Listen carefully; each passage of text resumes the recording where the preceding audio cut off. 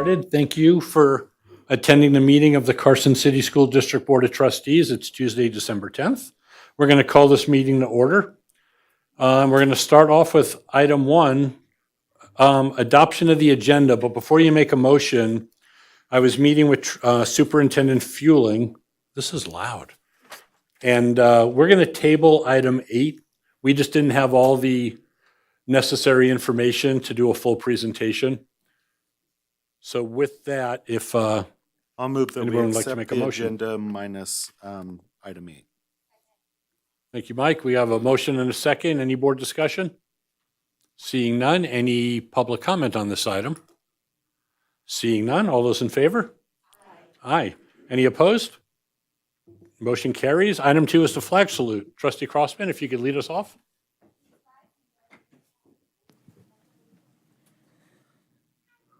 Allegiance to the flag of the United States of America and to the republic for which it stands, one nation, under God, indivisible, with liberty and justice for all. I think that's the best Pledge of Allegiance we've had in a long time. Thank you, students. Item 3 is the superintendent's report. This is for information only. Superintendent Fueling. Thank you, President Cassiopo. I would concur with having the students say the pledge, and a suggestion would be to have them come to every meeting going forward. And stay the whole time. They look really excited about that. Maybe we could petition for about 73 more chairs. Yes, absolutely. So this evening, we have our amazing music teacher from Fritch Elementary School, Nicole Whitsett, here with a few friends. Just a couple.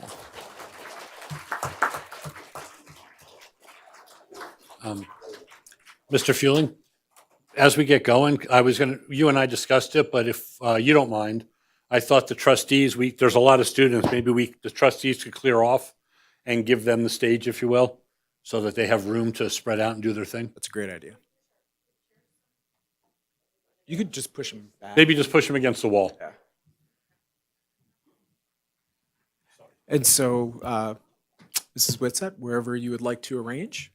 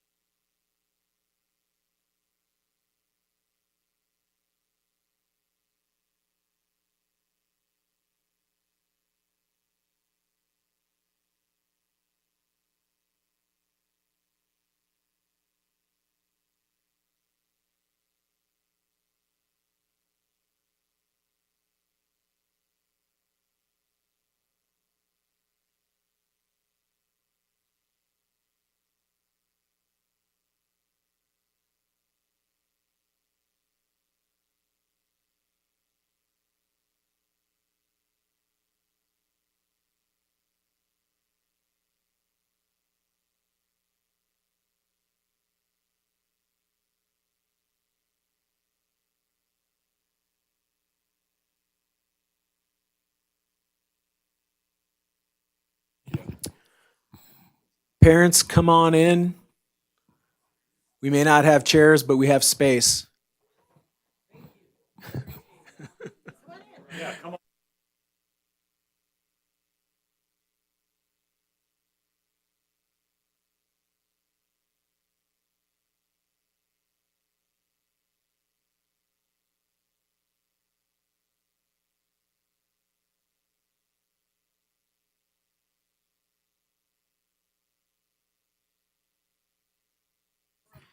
Keep coming in, parents. We have a lot of room in here. Please keep coming on in. Come on all the way to the back of the room.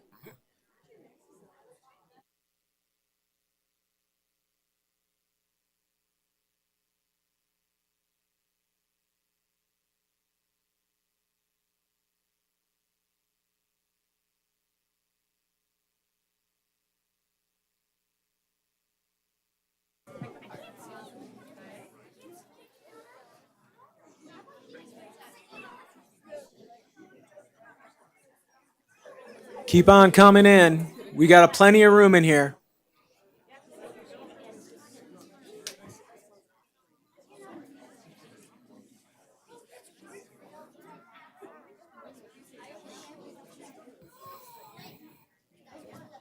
As soon as you come in, come on over to the far side of the room. We have lots of room.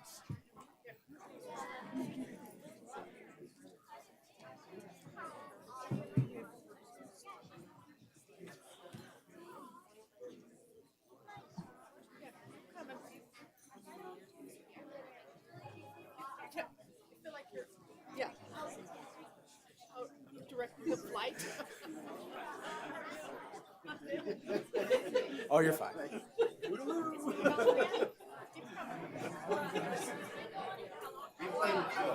That's right. That's okay, we got rid of that.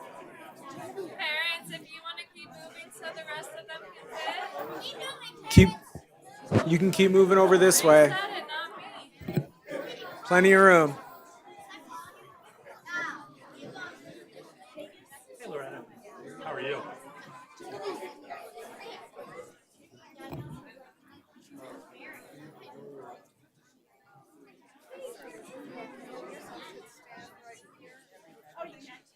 Miss Galbaum, does it look like everybody's in here?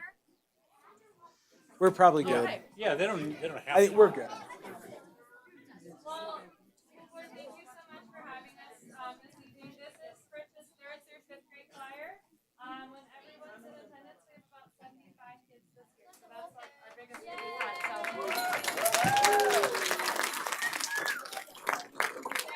super amazing and flexible. They meet with me for about 15 minutes at a time. So just twice a week, really quickly before their school day begins, these guys pile into my classroom, which is about half the space of this. We do our best to practice for our concerts and things like this. So thank you again for having us. We've got 3 little songs for you guys. The first one's called How I Love the Holidays.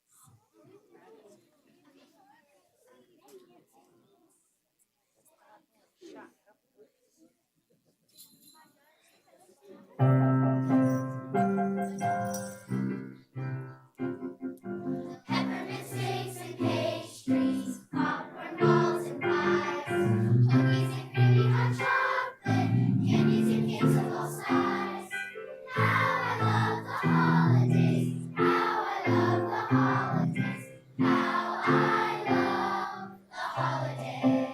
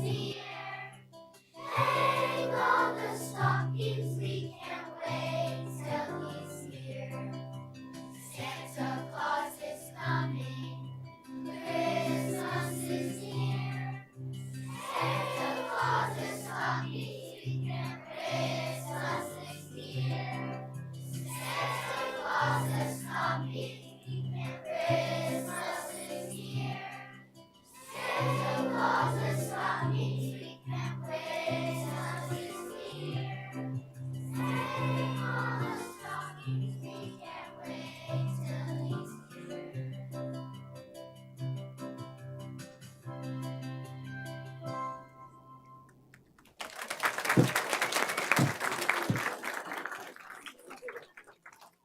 the last song we have for you guys this evening is called Still, Still, Still, which I think a lot of us might recognize. And it's a really beautiful song, and I think they've enjoyed that style of singing too. Guys ready?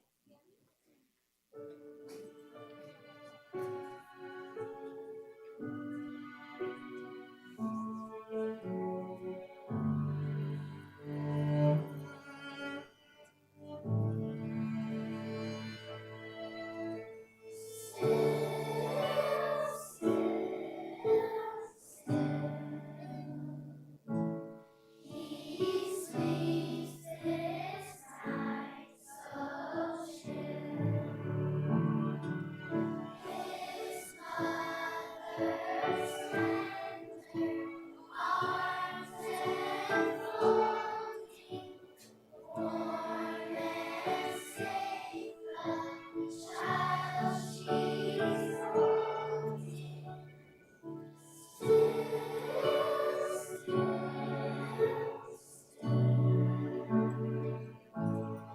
he sleeps this night so chill.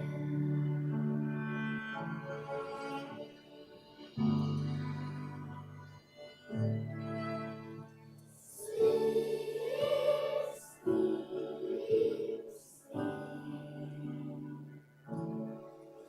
He sleeps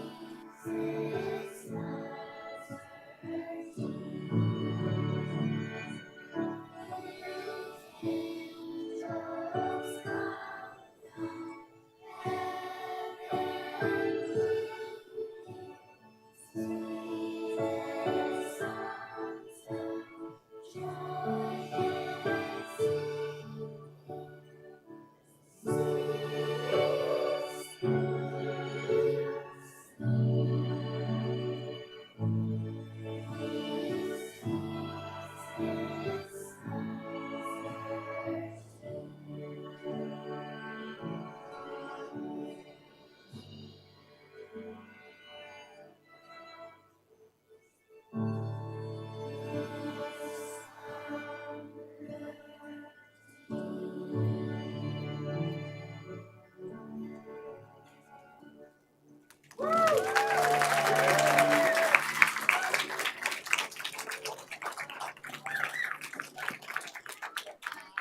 Choir, we've never practiced this, but on the count of three, everyone's gonna do that. That's called a bow. Ready? 1, 2, 3.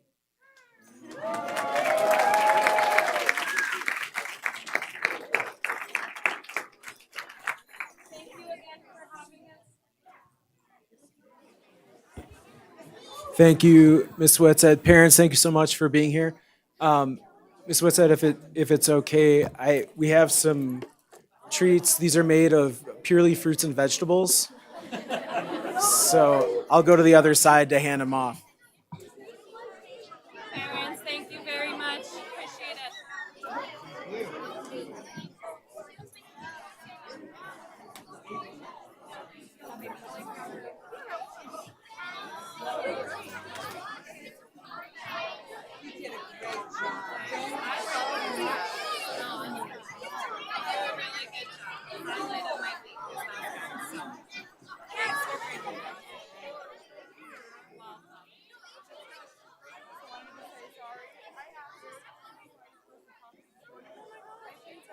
Whenever you're ready. Everybody, the boys gonna take a 5-minute recess. That was weird. Thank you. No, I was like, yeah, feel free to.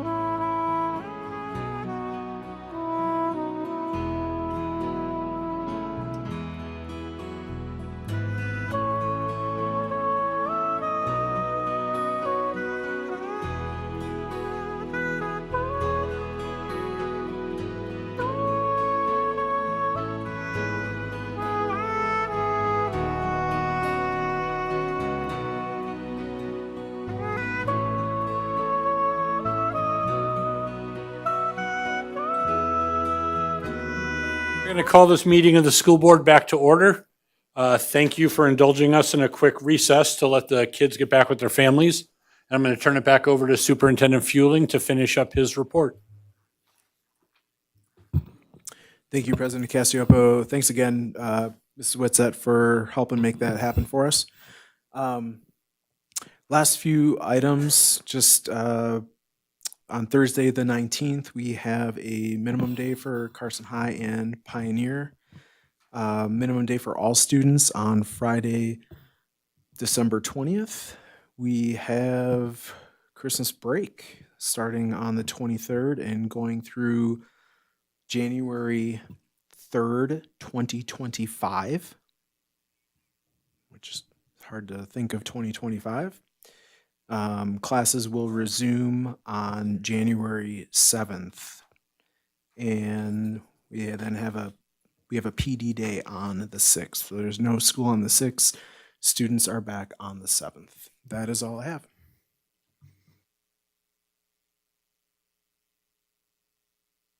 There we go. Okay, thank you. We're going to move on to item 4, board reports, board member comments. This is for information only. And we'll start out with an update from the Nevada Association of School Boards. Yes, thank you. Oh,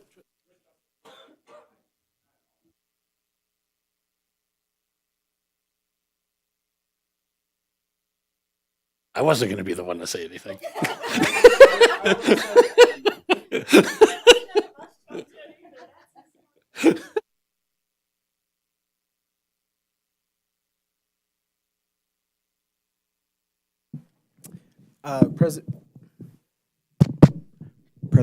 President Cassiopo, sir, could you please join me down here?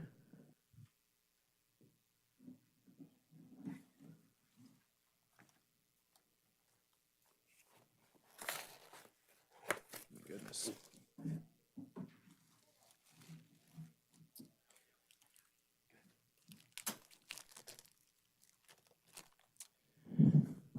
President Cassiopo. Oh, you're fine here. If you weren't aware, you were the president of the school board over the last year. Just Some days better than others. and in recognition of that time and service, and not your first rodeo with this, and just thank you with this for your leadership and conversations with me and help navigating a school year, doing all the good things that you do to help lead this community and lead this school district. It's just greatly appreciated. As a parent of kids in the school district, I appreciate all you do. So this is for you. Oh, thank you very much. Thank you.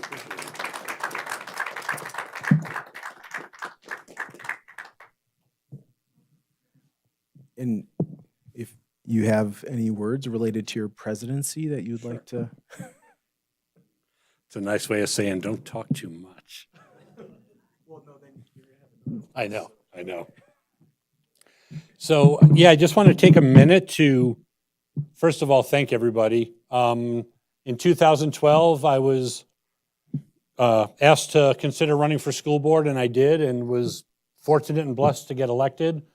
And I've since ran 3 times and served 3 terms. So this is the end of my 3rd term, 12th year as a school board trustee. And I just have to say everything about it's been fantastic. And if the NRS would allow it, I would stay. But they have rules, and we have to follow those rules.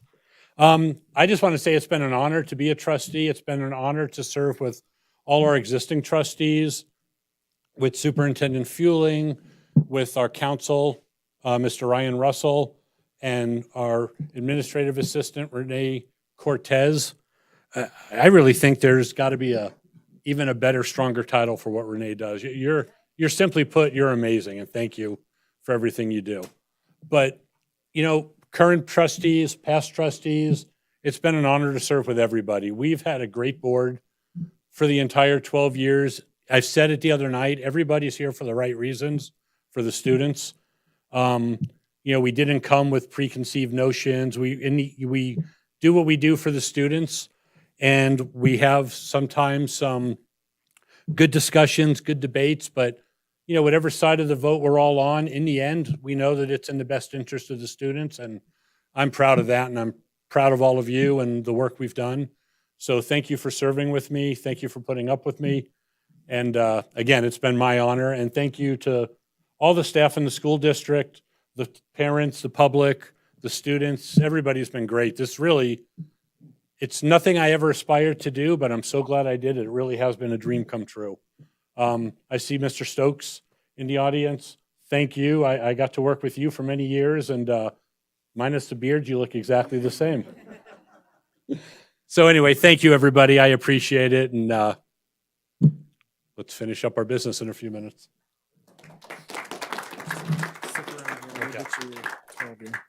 Okay, for this next one, I need Mr. Cassiopo, but I also need Mrs. Crossman, if you would mind coming on over.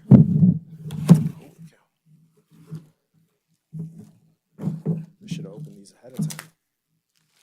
Okay. So, if you go in the Wayback Machine, I started in the school district in March of 2014. Completely new to the community, completely new to Nevada. But a young man young bearded man sitting in the back decided to interview me for a job with the district, and along with some help of trustees and some staff members, brought me in. And what's really kind of hard for me to see and accept is that these two board members, Laurel Crossman and Joe Cassiopo, original board members when I got here, which seems like so long ago, yet just yesterday, and their time is up. And it's been a really great run over this time. I'm very thankful for your dedication to this district and just to the community overall. You are two fine human beings that have done so much for this place. So with that, we have recognition for your time served, which sounds like a prison sentence, but it wasn't. Only a couple years. Couple years with the district. So thank you. Thank you. So much.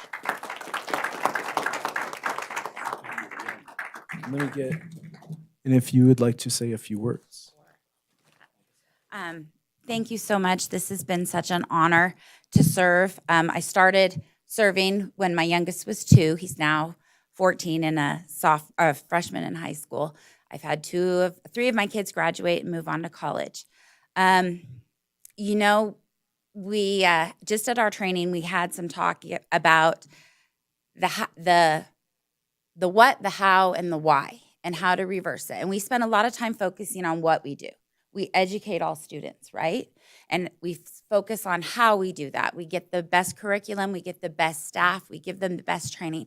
And the why, sometimes I think we think the why of what we do is that we educate students, but I think the why is a little deeper than that. We do that because this education changes individual lives, and we give that opportunity. We believe that all children should have that opportunity because it will improve their lives. It will improve our schools, our communities, and eventually our world.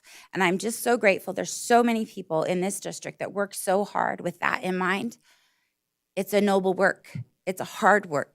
Sometimes we don't see results as quickly as we hope to, but I do think I'm just so grateful that I had a small role to play in helping to carry on that work. So thank you guys for that.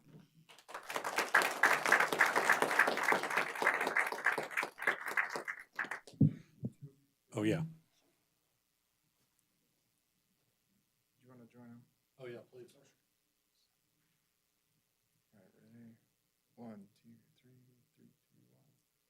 I didn't smile with my mouth. I mean, I didn't have my teeth open. I didn't realize it. 1, 2, 3. I don't know how else to smile. I know. I don't know why I was doing. Just real quick, I'm not going to say everything again, but again, thank you to everybody. And I neglected to say thank you for our media coverage. Jessica, thank you so much for all you've done representing us. And I know you'll continue to do a great job, and you've got great people to stay abreast of. And then our students, who we do all this for. Thank you so much for all you do. I don't think you realize how much we enjoy having all of you up here and providing reports. We really enjoy that. You represent the students of Pioneer and Carson High and our whole district very well. So thank you so much for everything you do. So thank you, everybody.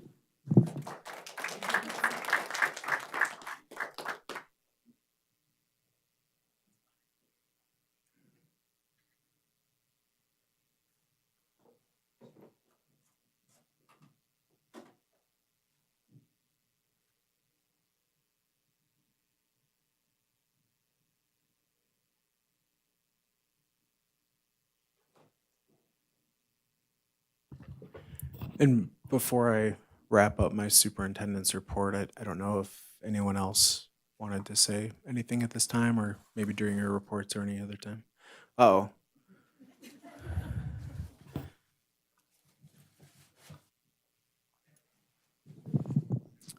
Thank you, Mr. Superintendent. Mr. President, members of the board, I heard that tonight was going to be the final meeting of two of the finest people I ever had an opportunity to work with. And we go back a long ways, and I am really moved by the service that each of you have provided to our community, to our students. I can think of a number of difficult situations and events that you have both provided guidance for, provided a sounding board, provided mostly really good common sense. And I just wanted to thank you for your service and the service that you've provided to our students. And I want to just add that to all the trustees, because truly, Carson City School District is the best place to work, to live. And part of that, our schools are a reflection of what you folks do and contribute. And I just want to wish Laurel and Joe all the best as you move on to whatever comes next. A beard won't look good on you, Laurel, but it might do better on Joe. But I told Laurel I had to come back just to get some of her candies for Christmas, and she loaded me down. Anyway, thank you again, congratulations, and thanks for your service.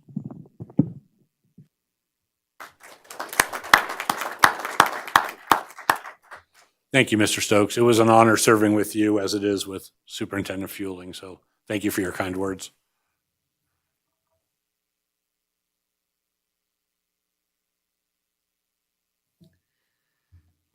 Okay, we are now going to move back to item 4. Board reports, board member comments for information only, and we will start off with the update from the Nevada Association of School Boards. Rich? Yeah, thank you. Before I give my report, I'd like to say it's been an honor and pleasure working with both you and Laurel. Not only were you great board members, but I feel that over the time we have become great friends also. And we're going to miss you. And I do wish they had changed the law so you guys could stay another 4 years or so. But anyway, thank you for all the 12 years you gave the district. Moving on to my report for NASB. As everyone here knows, we just had our conference, and I think it went fairly well, really well, in fact. And one of our employees here, I'd like to congratulate her, Mrs. Letitia Servin. She won School District Employee Making a Difference. She was awarded that on Saturday night. Well deserved, and we appreciate all the work that she does. But I'd also like to let everyone know, everybody here at the board knows, but everyone else know, that we made several other recommendations for awards. For School Administrator of the Year, the board nominated Mrs. Chelsea Cruikshanks and Mrs. Paula Zona. For District Level Administrator of the Year, Impacting Student Achievement, we nominated Mr. Raymond Maderas and Mr. Dan Sadler. For Veteran School Board Member of the Year, Trustee Ramirez was nominated. New School Board of the Year, Matt Clapham. And then Individual School Board Member of the Year, Trustee Walker. Any of the people I mentioned above was well deserving of receiving an award. This year, there was just a lot of nominations made by all the districts, thanks to Mr. Walker. He encouraged everyone to nominate people. So anyway, and then also Innovative Educator of the Year, I forgot to mention this almost, Mrs. Adrian Wiggins. Just wanted to thank all those individuals for all the hard work and everything they do for the district. There was 3 people that also received their certified public official completion of their course. That was Matt Clapham, Lupe Ramirez, and then myself, along with several other people in NASB, but 3 from Carson City. And I guess I don't want to take on a lot more time, but I'll just end my, I do want to say that Mr. Mike Walker was elected president of NASB. And during the conference, he played a big role in not only helping organize the conference, but facilitating throughout the conference. And like I've told you, Mike, I think you did a great job, and I think you will represent Carson City very well on the NASB board. Thank you for your work. Thank you, and thank you for your service to the board also. And I'll end my report there. Great, thank you very much. We're going to go to our student reports. So why don't we start with Carson High School? And then we'll move on to Pioneer.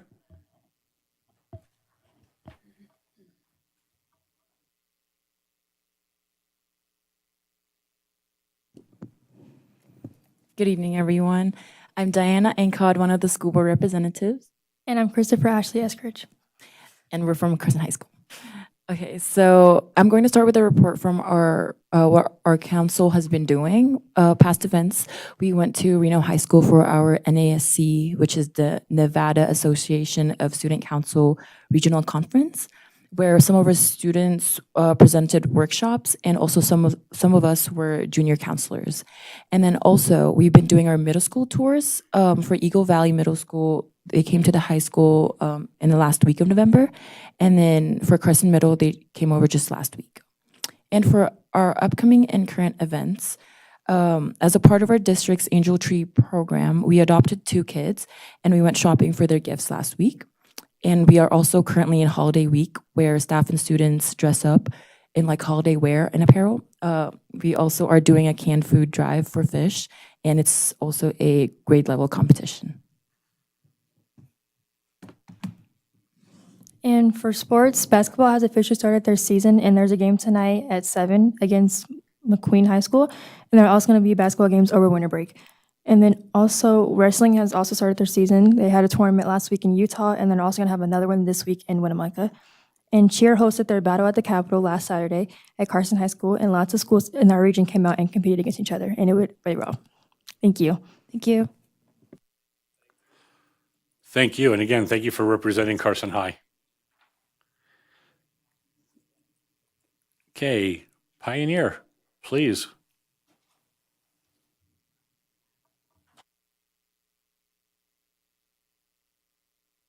Good evening, members of the board. I'm Caitlin Nguyen, and I'll be representing Pioneer. But before I get started with my announcements, may I speak a little bit as myself and not as a representative? Okay, thank you. So I moved to Nevada when I was really young, and it was definitely a really big adjustment, like coming to Fremont Elementary and then Carson Middle, and then taking some online learning, and then going to Pioneer and Carson High. And it's just thinking about how you guys have been here for over 10 years now, and just it feels like you've been with me the whole time, and you've made my school experience just bearable, even though I'm still mad that we don't have so much art anymore. I'm still glad that you guys are around. I'm so grateful for you, and I wish you guys the best in wherever you want to go in life after this. Okay, I'll get misty-eyed, so I have to stop. Let me restart. Good evening, members of the board. My name is Caitlin Nguyen again, and I'll be presenting Pioneer's announcements for December. We're undoubtedly feeling the heat this winter as the holidays move in. I've noticed that the staff and student body of Pioneer are working to make sure that everyone can have a shot at celebrating a holiday season, knowing they're thought about and cared for no matter what. So, with the help of kind donors and eager students, Pioneer High organized Thanksgiving baskets and gave them to families in the district. Our leadership community also made some cards and we helped set up the baskets, so that was really fun. The recent debate tournament also ended with kids bringing home trophies and having fun. We're so proud of all of the competitors and wish them luck in the future. And as for current events, our Pioneer Panther pizza, painting, and punch event is being held on campus, like right now, actually. Students and families have shown that they love getting together and expressing themselves. We're thrilled to be able to give them an outlet to do so. Finally, we wanted to help students who may be struggling to navigate through the hectic final weeks of the semester. It's finals, man. Our Cookies and Cocoa event will be held on campus on December 12th from 6 to 7 p.m. Attendance is free, but those interested are highly recommended to RSVP through the survey and Pioneer's Intervention Google Classrooms, just so we don't run out of cookies or help. And thank you. This is Caitlin signing off. Thank you, Caitlin. We appreciate you. Okay, next we have board announcements. We'll start with Trustee Crossman. Let me get this turned on. Dr. Ward reports at Fremont Elementary School that Reindeer Lane, the Christmas store that was hosted by their PTA, ran throughout last week, and it was a great success. The students walked away with excitement after being able to shop for their families and pick out something for them. She also reports that they're very appreciative of the PTA having a stronger presence, and they look forward to continuing to increase the parent involvement, and that makes things like this possible at Fremont Elementary School. So that concludes my report for Fremont. Okay, thank you. Trustee Varner. Yes, I have a report for Boardwick Bray. Principal Riquetta would like to give a big thank you to all parents who practiced math facts with their children over the Thanksgiving break. They celebrated 43.6% of students on Friday who met their goal on the post-test with an extra recess and hot chocolate. The students grew by 20% or more, and they will be having a Frosty Challenge over the winter break, and students who grow by 20% or more on the post-level test on January 7th will get a special treat. And any student who completes at all 100%, Any student who completes all 100 problems correctly will get a special lunch with administration. And she encourages everyone to keep practicing their math facts. And they are also celebrating the 12 school days of Christmas with daily dress-up themes. And this will come out on Parent Square, and they'll let you know what's happened on each day. On Wednesday, they will be celebrating their top classes for their fundraiser that they had this fall. The top two sellers get to be principal and vice principal for the day. And then further, the mayor, Mrs. Bagwell, will be at Boardwick to award some special prizes, including bikes to students with awesome attendance. They are also very excited and thankful for Mayor Bagwell. Next week, they will be having the Reindeer Lane shopping available to all students during their library time, Monday through Thursday. More information will be coming home this week. And then their band and choir concert will be on December 18th at 6 p.m. in the multipurpose room. And Mrs. Riquetta would also hope that everyone has a very Merry Christmas and a Happy New Year. And that's my report for Boardwick, but I have a brief one for Fritch Elementary.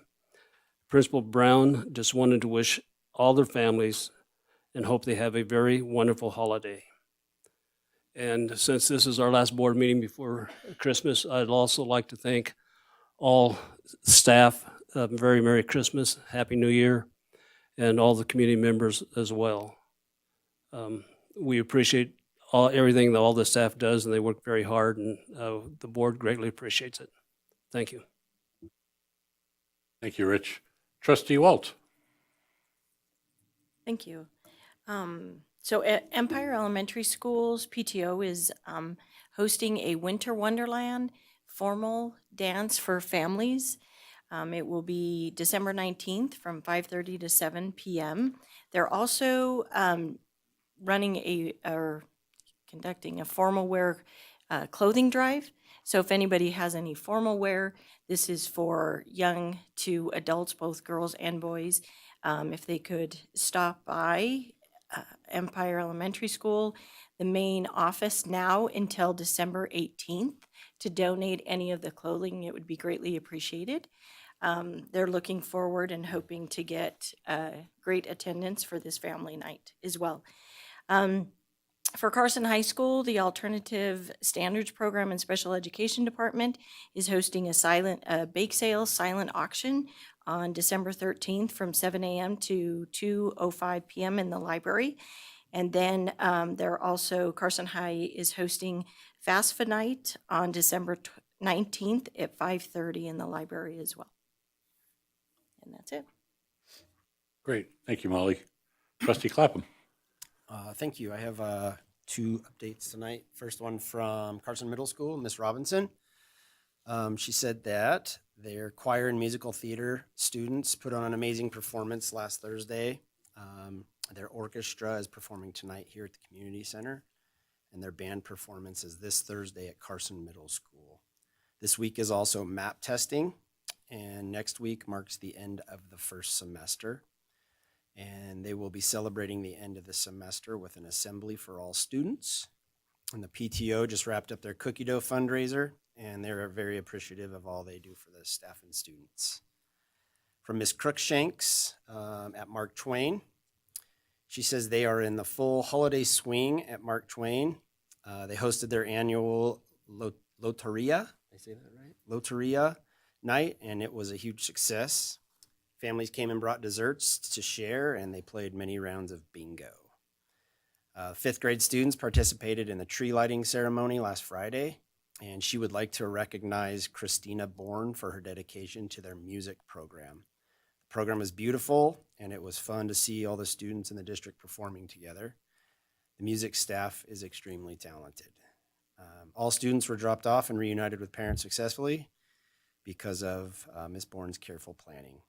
Tonight is the holiday band and choir concert, and this Friday they have the mayor at their school for a full assembly and a drawing for a new bike. Students were entered into the drawing by having a week of perfect attendance, and that's all I have. Great. Thank you, Matt. Trustee Walker. So Sealiger Elementary School is gearing up for the winter break, and next week they will have a Spirit Week.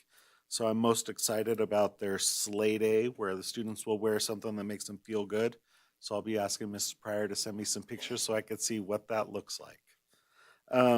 They also want to thank Paul Ingram and Common Ground Nevada, who are going to sponsor treats Monday through Thursday, which include office supplies, a coffee bar, healthy treats, and a sandwich bar on Thursday for staff. So that sounds like a happy time at Sealiger next week. So hope they have a great celebration. And then obviously we had our NASB conference this last weekend, as Mr. Barner mentioned. And I just want to highlight the contributions of Carson City members. So our legal counsel did a great presentation for new trustees on ethics. And then we had our own Mr. Fueling take part in a financial panel for the good of everyone in the state. And he and his colleagues are certainly giants in that field, and we rely on their expertise. And so that was great. And then we had a number of people from Mark Twain in the district office who presented on the BLAST program. And so Carson City was well represented. And as always, I'm proud of our contributions and the great things that are happening. And to Laurel and Joe, I'll just say, I knew you both well before we were trustees together. You both were either volunteers in schools I led or my classroom in Joe's case. And so I know your contributions will be great. And I will just say one thing I was highlighting. When I first started on the board, nearly every member of the school board and almost every member of the district office, Mr. Delphin was the only one this didn't pertain to, had kids who were either in my class or in schools that I led. And now it's down to Mrs. Ramirez, and her daughter loves to point out the hard time she used to give me. So really, seriously, you both have done so much for this district and education in our state. And so I want to say thank you, and I know we will work together again. And so I look forward to that day. So congratulations to both of you for finishing your terms. Great. Thank you, Mike. I appreciate that. Trustee Ramirez. Okay, from Eagle Valley Middle School, Dr. Lee Conley reported that students who had perfect attendance for November were rewarded with a hoodie day on Thursday, December 5th. And then on December 6th, they had a leadership fundraiser, which was pajama day. And also on December 6th, they had the staff Christmas party. And the MAP testing is taking place this week. And also the PTO coordinated a winter dance from 5 to 7 p.m., which is tonight. They're dancing. Oh, my goodness. And that's for students who are in their best behavior. And then band / choir concert begins at 6 p.m. on Thursday, December 12th. And then dress up days through the week of December 16th through the 20th. And Monday will be Ugly Sweater Day. Tuesday will be Elf Day. Wednesday will be Crazy Hat Hair Day. And then Thursday, Rhyming Math Day. And then Friday, Santa versus Grinch Day. And then on December 17th, they're going to have the grade level recognition rallies, which is their quarterly awards. Assembly students will be recognized for their grades, attendance, and best behavior. And I also want to say to Laurel, thank you so much for all your mentorship and for helping me. I remember when I first started with the board, I was so nervous and so lost, and so you helped me so much. You treated me like a sister, and you made it less intimidating. So thank you so much. I really appreciate all that you did for me. And Joe, same with you. You were an amazing mentor also. I especially remember you offering your help and guidance when I ran for re-election. I was extremely nervous to do that, and you're like, hey, you can do this. So you gave me a wealth of encouragement, and I thank you for that, and thank you for all your leadership. And that concludes my report. Great. Thank you, Lupe. I cannot hold a candle to Caitlin, so Caitlin gave a report, and thank you so much for that. So we know good things are happening at Pioneer, and you heard some of them from Caitlin. I just wanted to quickly recap the NASB conference we all just went to. For those that don't know, NASB is the Nevada Association of School Boards, and that's where we get the vast majority of our training, some of which is required by the NRS. And that aside, I look forward to going to those all the time. They're well done. We have an amazing director, an amazing executive team, and the trainings are always very worthwhile, put on very well, and it really is time well spent. And so just want to extend my appreciation to NASB. I want to congratulate Mike for being nominated president. It goes without saying you're going to do a fantastic job, and I'll be interested to see what kind of hat you get at the end. I also want to, again, just congratulate trustees Varner, Clapham, and Ramirez for completing your certified public official training. That's a lot of work, not like you don't always have enough to do already. So, thank you for doing that. I think that's always helpful. Last weekend, was it Friday? Boardwick Bray had their annual Christmas party, and I had the opportunity to go to that, and that was a lot of fun. And I want to thank the Sunshine Committee for putting it on. They did a great job. I had to make sure I got that right because my wife is one of the ones who runs it. But anyway, Just a lot of good things happening. And then I just want to wish everybody the happiest of holidays. I hope when we get there, everybody enjoys their time off, staff, students, and everybody. Everybody works hard. And in case I forget to say it, the staff we have at Carson School District really are second to none. Thanks to all of you. You're amazing people who do amazing work, and I'm just happy to be able to share in a small portion of all the great things that all of you do. So thank you. We're going to move on. Yeah, Molly. If I had a report for the Parks and Rec Commission meeting, is it now or is it item number 15? No, you could do it now as part of your board okay. report. So we'll come back to you. Okay. Go ahead. Yeah, so we had a Parks and Rec Commission meeting on December 3rd. We discussed, I'm not sure if the public knows this, that there is a Lampa Ranch Park concept plan that was brought forward. It was tabled to be brought back because of the funding for it, and asking the residents within, the Lampa Ranch area that's right by the high school, because I guess it's the homeowners association that will be paying for the maintenance of that. And so we didn't really feel like voting on a concept plan was really what we should be doing as a commission, and maybe the homeowner should have a little bit more say on that as well. But it would be, I think, interesting for the school board, and I will keep you updated because there's 2 different parks that will be going on both sides, which are close to the high school as well. Also, I did speak on behalf of the school district and asked the Parks and Rec to include the school district in the conversation of the Mills Park moving forward, because the concept for the Mills Park is going to have a through street. So right from here, going all the way through and ending at Carson High. Well, right at there. And I voted against it on that end, not for the concept as well, but I voted that, the Board of Supervisors rethink it, because I think that could be not a good idea. But the Board of Supervisors approved it, but I asked if they would continue to keep the school district in the conversation on that as well. And then, not last meeting, but a couple meetings ago, I was voted as vice chair for that committee. So that goes on for the year as well. And I think that, yeah. Oh, lastly, Eagle Valley Golf Course did a presentation, and I will get the flyers, but they're coming up in spring and summer, are going to be doing a lot of youth and family activities.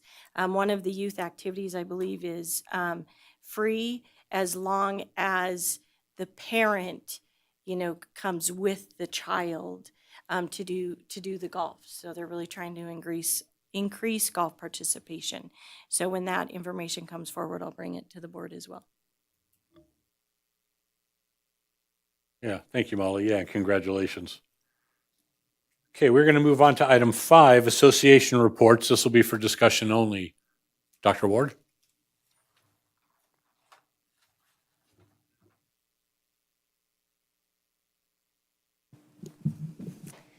Good evening, members of the board, President Cassiopo.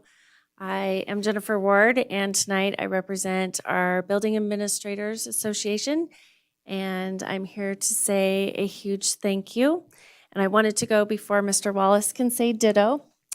But really, so much of what is said tonight, I have had the honor and privilege of knowing both of these individuals personally and professionally. And Joe, we just appreciate your availability, your support, your enthusiasm for what we do, and it will be truly missed.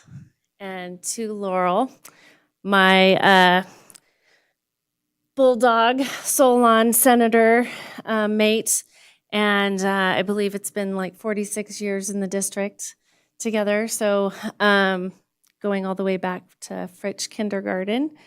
And your dedication to our school district, your representation of Fremont every time reporting out and usually getting a last-minute text from me so appreciated and just always the words of encouragement. I think our board has seen our school district through more than our fair share, through our pandemic, the idea of pivot, the idea of flexibility and compassion and support that you've given your administrators, your staff is just remarkable. And so I just want to honor and thank you and present you with a gift from our association members. So thank you to both of you. Thank you. We appreciate you. And I'm still going to hit you up for questions and stuff, so I'm not going away. I won't. Thank you.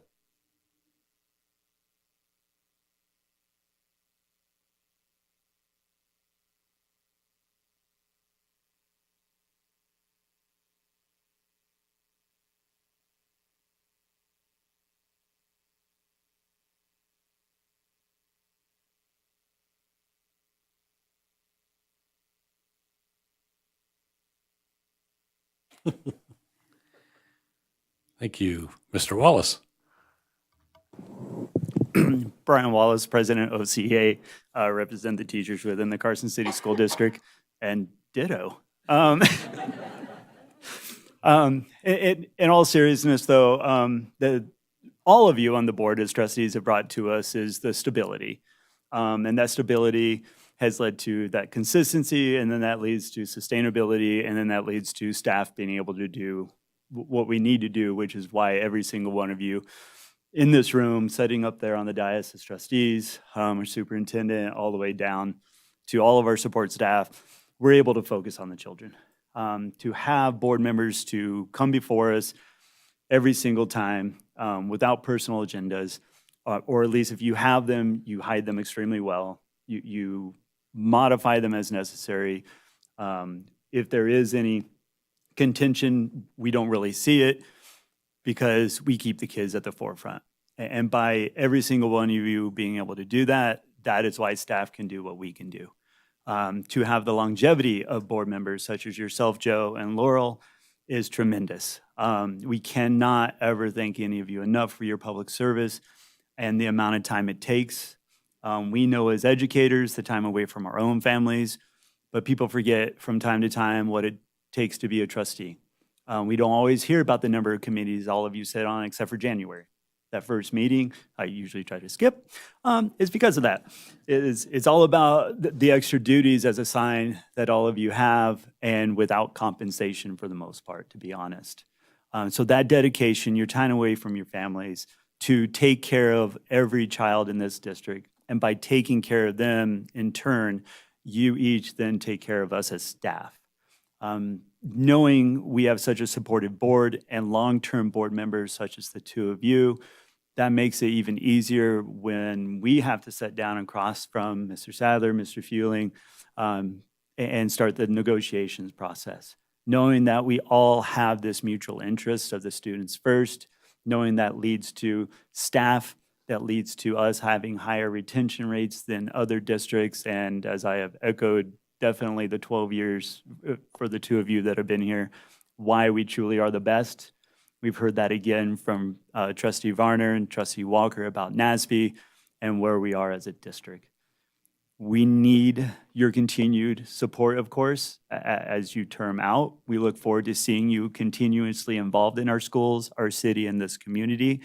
And then for the other trustees, hopefully we'll do this again at the end of your 12 years. Happy holidays, everyone, and thank you again. Thank you. Thank you, Jennifer.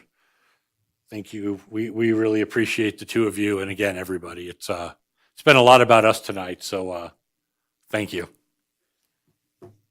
We are, and for those of you who don't come to these things, we're going to try to progress through the rest as rapidly as we can. We used to start these meetings at 7 o'clock, so you're welcome. We're going to move on now to item 6, and that's public comment. Do we have any in-person public comment? Okay, seeing none. Renee, did we get any email correspondence? No, Trustee Casiopo. Okay. Thank you. So I'm going to go ahead and close public comment. We'll move on to item 7. Discussion and possible action to approve proposed changes to CCSD policy 510, required health examinations and sports physicals. And presenting, I believe, is Rodney Wade.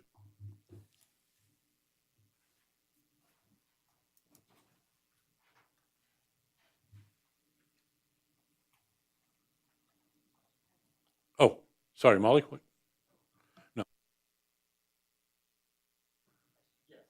Oh. I like this. We're just jumping right. Let's. Sorry, I apologize. No. This is my first round here. I mean, I did my first reading for the first time last time. I was so impressed that I didn't literally have to read all the policies out to you guys. So No, this is fantastic. kind of a Let's just jump newbie right here. into it. I mean, I can be very short-winded. So No, that's good. We can. We're happy to, Molly. If you want to start off with some questions, here we go. And I know this is a second reading, and so I don't anticipate changing it. And I apologize for missing last month's meeting. What is the reason for changing the physical to annually rather than every 2 years?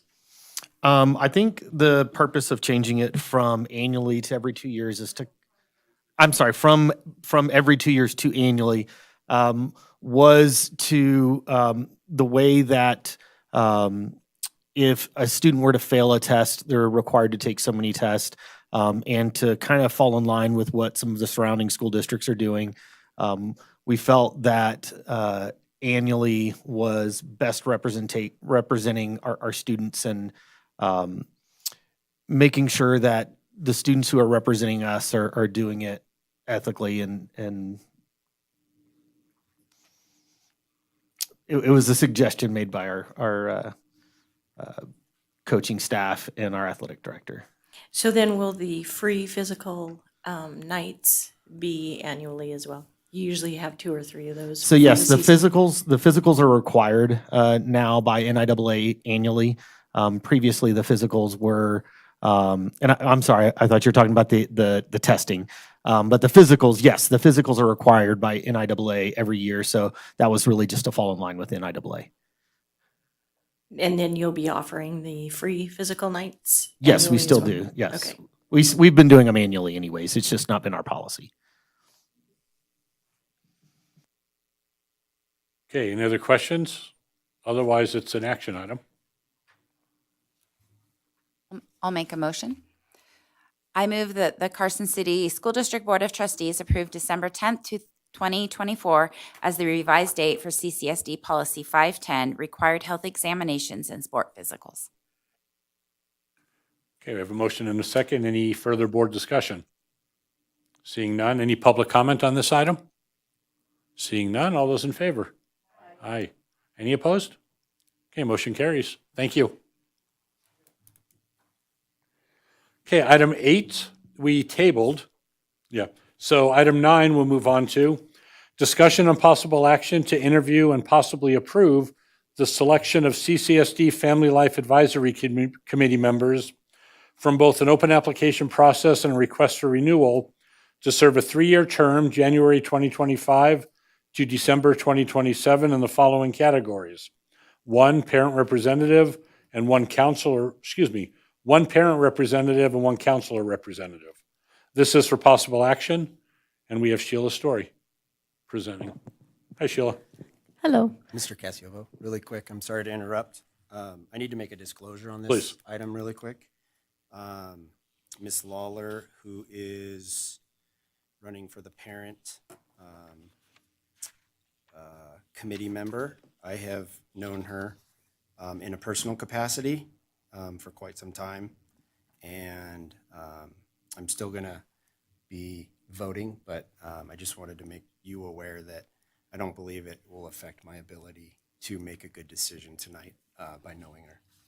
Okay, we appreciate that. And we're fine with that, so thank you. Story. Good evening, Board, and thank you, President Cassiopo and members, and also the district office for inviting us here this evening. So the first individual we'd like to have you interview is Stephanie Belusa. She is asking to be on the Family Life Advisory Committee in the capacity of the counselor. So if I can please invite Stephanie up.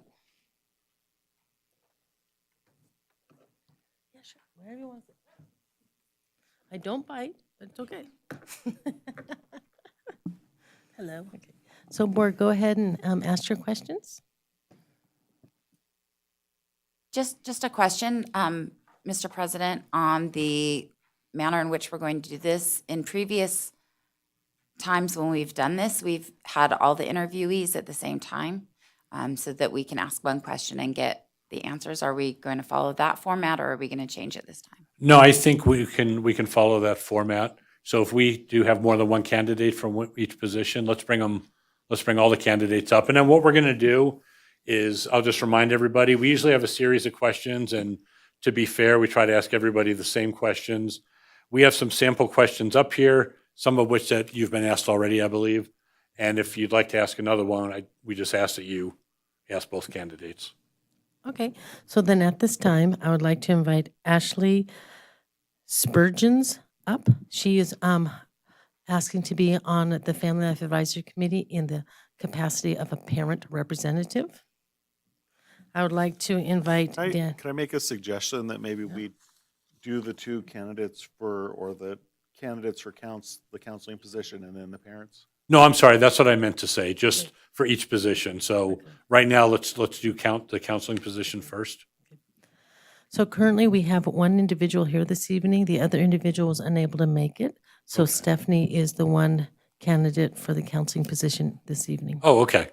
No, thank you for the clarification. So you get to be in the hot seat all by yourself. Great.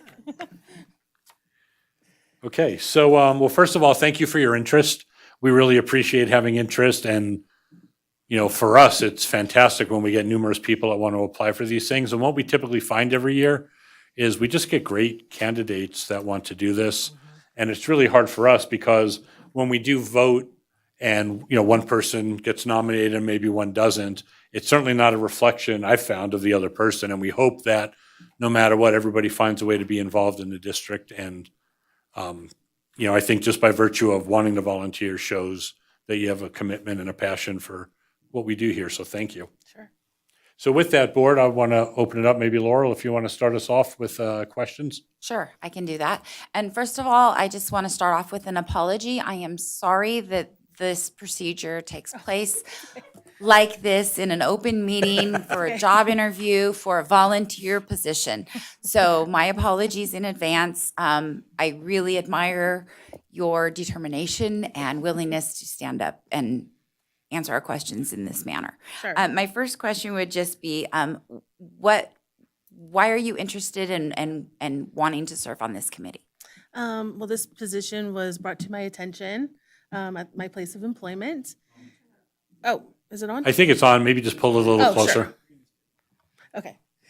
This position was brought to my attention at my place of employment. I work at juvenile probation and have been there for the past 3 years. And someone came to me and thought that based on my experience in school-based programs and just working with adolescents and young children, that I might be interested in having this kind of position.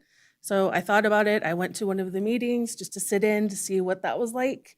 And I'm going through with the process.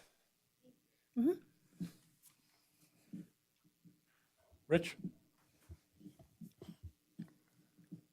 I really don't have a question, but I've reviewed your resume, and I think you're well qualified to serve on the committee. And I'd just like to thank you for your interest in it and your willingness to serve. Thank you. I've always kind of been involved in school-based programming with mental health and, in the Bay Area, and moved to Reno and worked there for many years for DCFS, came here, and this is the smallest community I've worked in, and you can actually have an impact here. So it's just kind of enticing to do something like this. Molly? Yes, thank you for applying. And as Trustee Crossman said, it isn't comfortable being in your position right now. So, yeah, I thank you for being here. So you have volunteered. I see that you volunteer as well. And I think when volunteering, people, may take for granted attendance. Mm-hmm. So my question to you is, because it's hard to get anything done if you don't attend, and then things just kind of go round and round. So if you can give me just your view on the importance of attendance, and maybe give us your word that if you were selected, you will attend the meetings. If I am selected, I will attend the meetings. I have made it through many years of school, and am very prompt and when I put my mind to something, I complete it. And I mean, in order to have the knowledge and the understanding of what the tasks are, you have to be able to be in attendance. And if you're a voting member, you have to be able to know what you're voting on. And so there's no question if I take this on, I will attend. Thank you. Matt? Thank you. I guess one of the questions I have is there anything specific that you hope to accomplish or want to see happen or done on the committee? I am still sort of getting an understanding of what it actually entails. Like I said, I attended that one meeting, but there was not really any new business that was being taken care of at that time. It was kind of tying up some loose ends for the year. And so I'm just open to learning and whatever comes up. But like I said, I'm open for this experience. This is a new experience for me. Good. So. And thank you for everything you do at the probation office. Thank you. Trustee Walker? This is one of those areas that people are typically uncomfortable speaking about as a teacher, as a parent, as a kid. And so how do you view sex education within a school setting? I mean, just that high arching view, what do you think is an important component of such a program? I think an important component is making it age appropriate, gaining consent from parents about what the curriculum would be and having them be able to opt out if they choose. Having people there to answer questions after the curriculum is taught. So if other things come up, there's sort of a way for students to debrief or ask further questions. I think just off the top of my head, those are sort of the three things. Trustee Ramirez? I'm going to ask one of the questions that is listed here. So please describe the current Family Life program as you understand it. As I understand it, it's when questions come up about certain curriculum that's going to be presented to the schools, to the children. The board sort of reviews it and comes up with maybe solutions of how it should be presented, or supports the staff in terms of how to present it to the students, or if there's any sort of red flags in the curriculum, how to sort of navigate those in the teaching of it.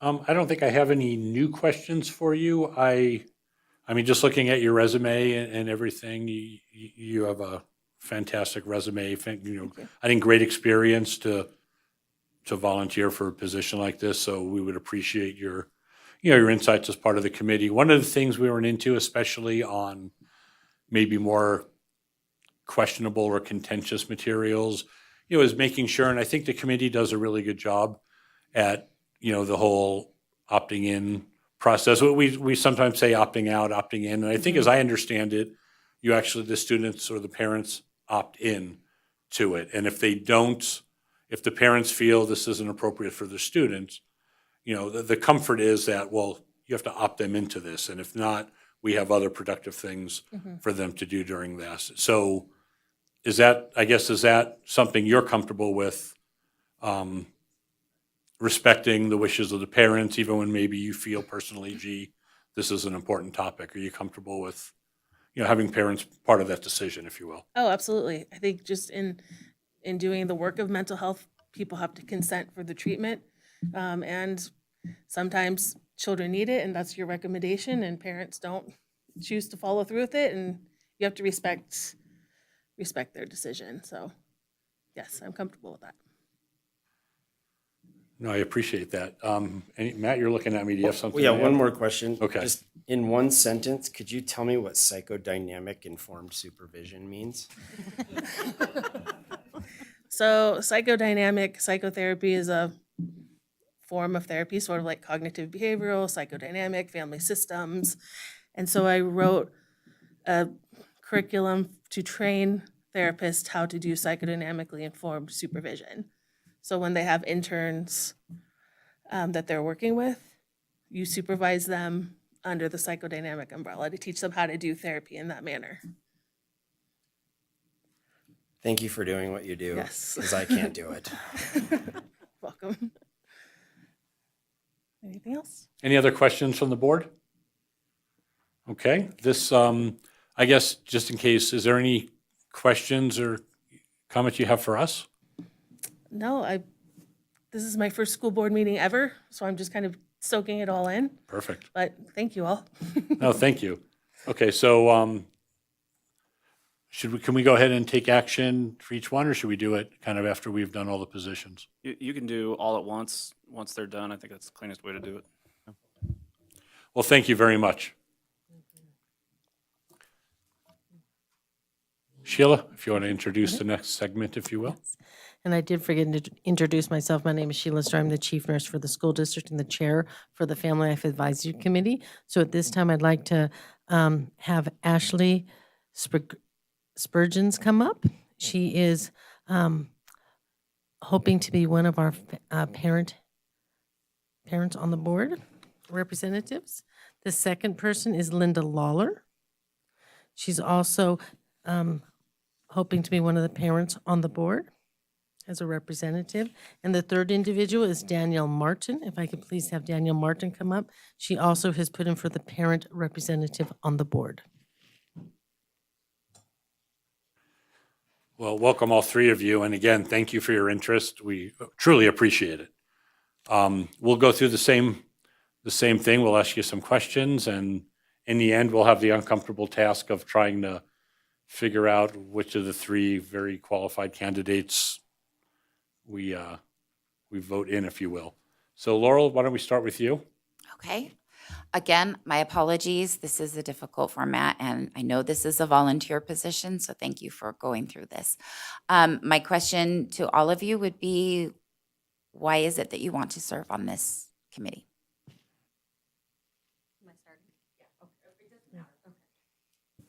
Am I on? Yeah, okay. Hi, I'm Ashley Spurgeon. I like that you added an S, though. That was fun to be plural.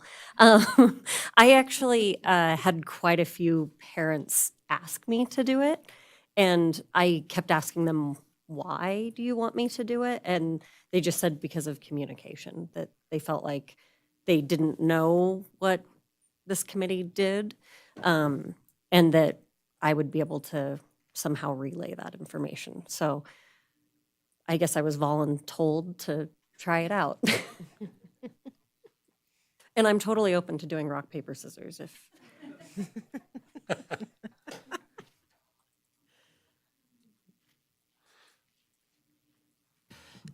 Is it on? Okay. So I wanted to do this. And I'm sorry, just restate your name, oh, just so my they name have it is- for the record. My name is Danielle Martin.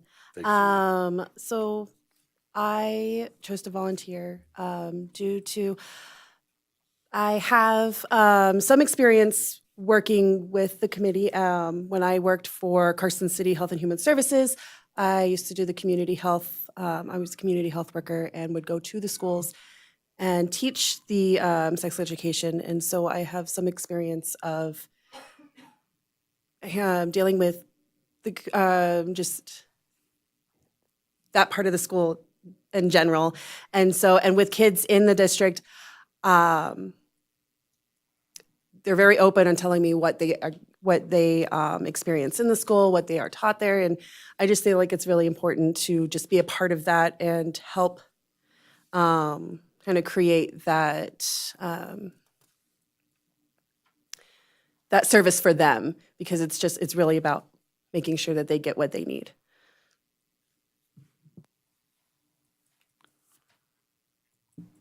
Linda Lawler, thank you for allowing me to be here.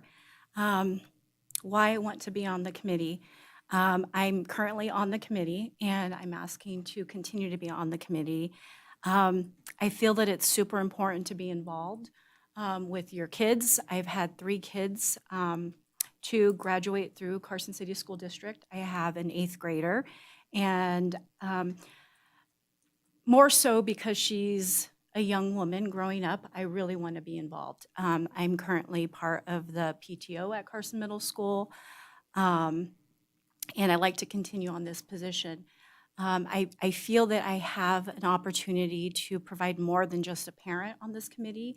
I'm the deputy chief at Carson City Juvenile Services, and one of the things that I think that I brought to the committee that I served a couple of years ago, we felt that we were missing, or that the community was lacking information on sex trafficking and sexual assault. And through my position and a outreach position that I oversee, I had a parent night a couple of years ago to discuss this topic in the community. And so when topics like this come up, I have the ability to talk to my staff to create these things. And we are in not a unique position, but we are finally at a point in our department where we have bilingual staff that we're doing these parent educations both in English and in Spanish. So I think that's super important. The fact that I work with the youth in the community, not just my own child, I feel that there's a pulse there, especially with the referrals that we get, that we know what's going on in the youth. So I like to continue in this position. I like to be very involved in, and outside of the school district, just personally, I'm involved in other volunteer work with Seroptimus. If you're aware of that, we provide scholarships for young women to help bring them up in the community. So I'd like to continue, and that's why I want to be a part of this. Can I ask a follow-up question? Yeah, sure. I think I remember, are you bilingual? Did you mention that when you applied I am. the first time? Okay. Okay, Rich, trustee Varner. I think some of you have touched upon the question I'm going to ask you, but what do you feel would be your major contributions or strengths as a member of this committee? Do you want to go the other way, or do I go first again? I'm fine going first. No, actually, I'd like to mix it up a little bit so that Okay. you're not always first or last. So why don't we start with Linda? And then we'll kind of just keep mixing it up. Okay, so Linda Lawler. Yep. Again, I think I just spoke to what I think I can contribute.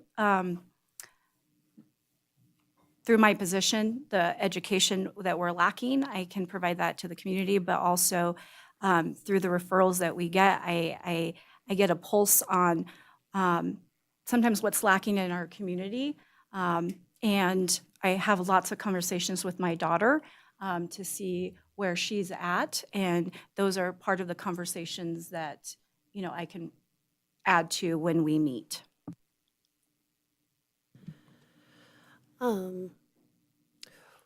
With the experience that I have working with Health and Human Services, I'm sorry, again, each time you Say my name speak again? for the record, we Okay. have to hear your name again. Danielle Martin. With the experience that I have working with Health and Human Services, going into the school and teaching the sexual education, I understand kind of from the students' perspective what they were lacking and what they really needed, what they wanted more information about, what they were really excited about learning. But then also where I'm at now, I work for Vitality, and I actually work with the adults, and I teach STD education to them. And knowing what hasn't been taught to them throughout their lives, and knowing where they are now and what, you know, the things that they're lacking, gives me a better understanding of what children need and what is needed in our school district. Ashley Spurgeon.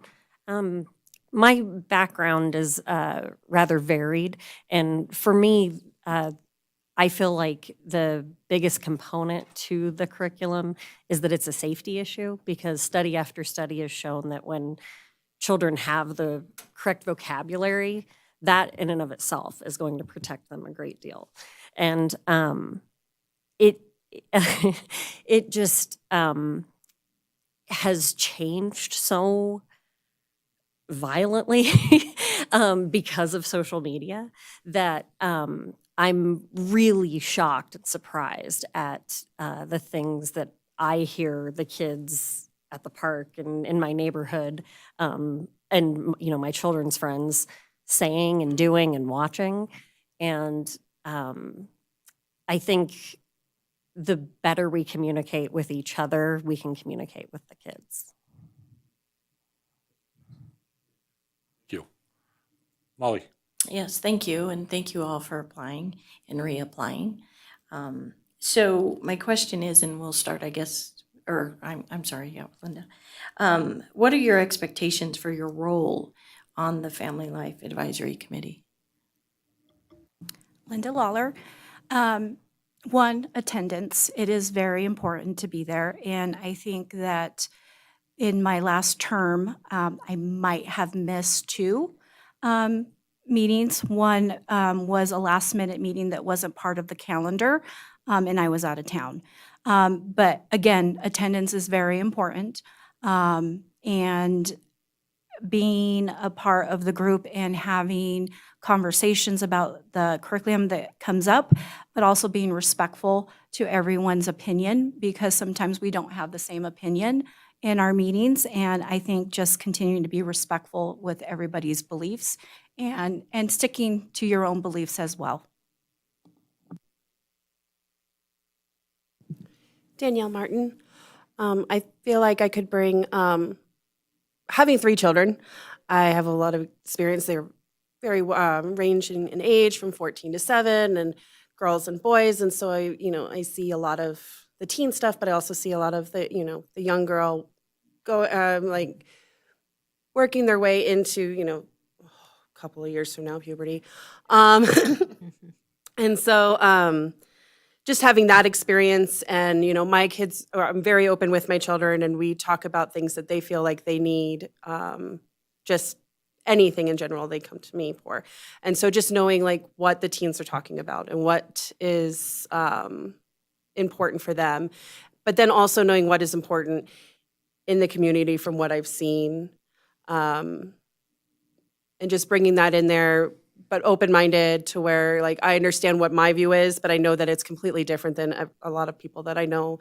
And so just being able to work together to come up with a solution on how we need to approach this for the children, not really for us, but for them. Ashley Spurgeon. I would say just being an enthusiastic sounding board and not being afraid of bringing up new ideas or concepts or working out any issues that might arise.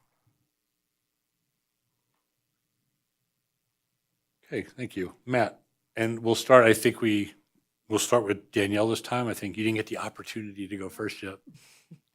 I think they've asked or answered a lot of my question already, so I'm going to pass on that one. Mike. So I have a scenario for you.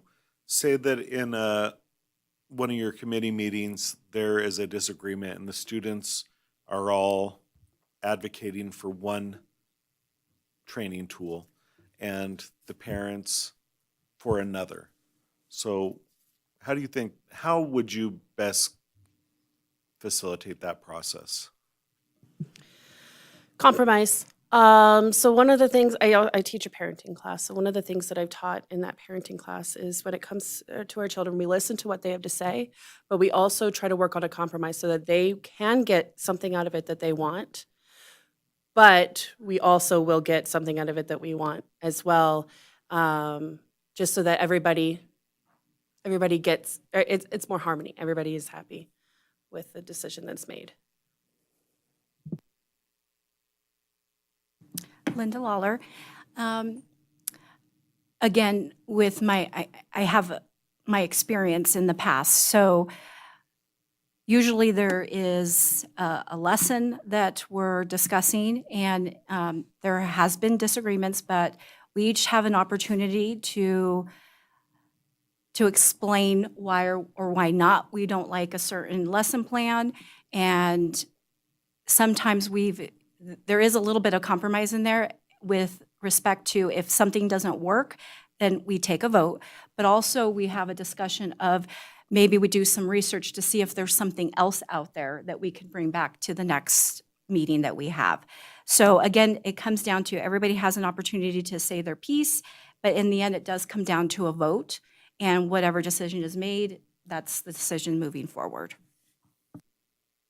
Ashley Spurgeon, and I've found that in most conflict situations, it's a matter of each party just being heard and generally coming to an agreement on their own just through that. I did some of my practicum work at the Springfield Young Parent Program, and I was really blown away in that situation of how these teenagers who had children were still being treated like children, even though they were now parents. And even though they were, in fact, children having children, you still have to respect their new role and the way that their life is changing. So.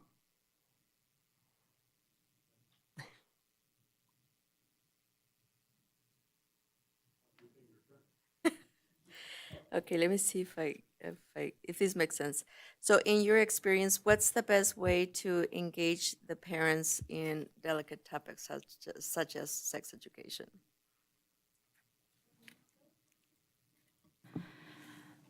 Well, so Linda Lawler, that is sometimes very difficult, especially when you have certain families that are very conservative, and that's not something that they're very easily, they talk about. But I think education for the parents, somehow getting it out to them that it's important to have these discussions with their kids and why it's important so that they're involved with what's going on. So whether that's a school-wide education night for the parents about the lessons that are going to be taught, or it's a community-based education night where we just talk about those types of subjects. But again, it's going to come down to the parents, whether with that education, whether or not they're going to compromise their beliefs. It's going to be much harder. But again, I think the best way is to educate. I think it's really important to understand that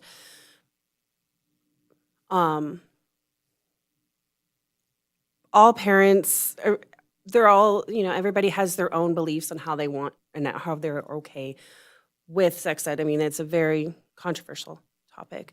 And we need to be able to meet them where they are and then try to help them if they want it. Now, there are going to be parents that are completely conservative and do not want their children to have anything to do with it, and we have to be able to respect those. But then there's also going to be parents that are unsure of what they're okay with and being able to, work with them on, well, this is what we're doing, and, you have a say in this. You are able to look at the topics beforehand and know what is going to happen and, feel more comfortable with it. Just making sure that we meet the parents where they are and making them more comfortable and knowing that not every parent is going to be okay with it, and that's okay. Ashley Spurgeon, and I would just say being available. You can do as much engagement as humanly possible, but until the parents are ready to be engaged, you just have to keep pushing every form of communication that you can out, be it meetings or emails or Parent Square, or just having all the information available to them. I think a lot of the time it's just fear with a topic like this. And generally, once those fears are addressed, it goes away. A follow-up question, this would be for Sheila. Sheila, the forms that are sent out to the parents, are they bilingually in English and Spanish? Sheila Story, for the record, yes, they are sent home in both English and Spanish. Thank you. So as I understand it, these committee meetings, they're open, right? Anybody could show up and listen in and participate. Yes, that is correct. But we have a voting committee that can vote. So I guess my question is, some people are more vocal than others, some are more quiet, some are not quite so quiet. When you're talking about especially controversial issues, what do you see the best way kind of to engage your fellow committee members in the discussion? And how would you handle a vote that maybe went down in a way you might disagree with? And why don't we start? Who started last time? Ashley, why don't we start with you this time? Okay. I'm sure you can see from my resume, I've had some hostile work environments in that it's been half of it has been in law enforcement. And I try to let everyone or treat everyone as though it doesn't matter which end of an argument that they're on. Like particularly when I worked at the which office was that? It was in the jail in Lane County, pretrial services. Sorry, we changed our name, so I forgot about it. And you never knew who was coming up to your window, and so you never knew if it was a victim, if it was a suspect, or what this person was going to be asking. And so you just treated everybody equally and recognized that those people are probably experiencing the worst thing on either end of that situation. And so this seems like much lower stakes to me. And so that feels good. And then the other thing is I feel like there's no such thing as too much communication. And a lot of the time when there is a conflict, it's just because one party doesn't feel as though they've been heard or there's something that they're missing that they just didn't know about. And just being available to people to explain the thing that has been explained multiple times, but just to say it again, and particularly in a caring way, can go a long way. Great, thank you. Danielle Martin. So the big thing is to just make sure that everybody feels like their voice was heard. We are not going to agree on everything every single time. And it is okay as long as people feel like they were heard. If there was, if there is conflict, working through it to try to work through some sort of compromise, which it might not happen. No, everybody's not going to get what they want out of everything.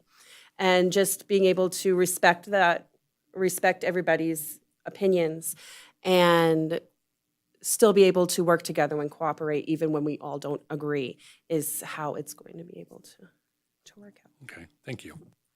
Linda. Linda Lawler.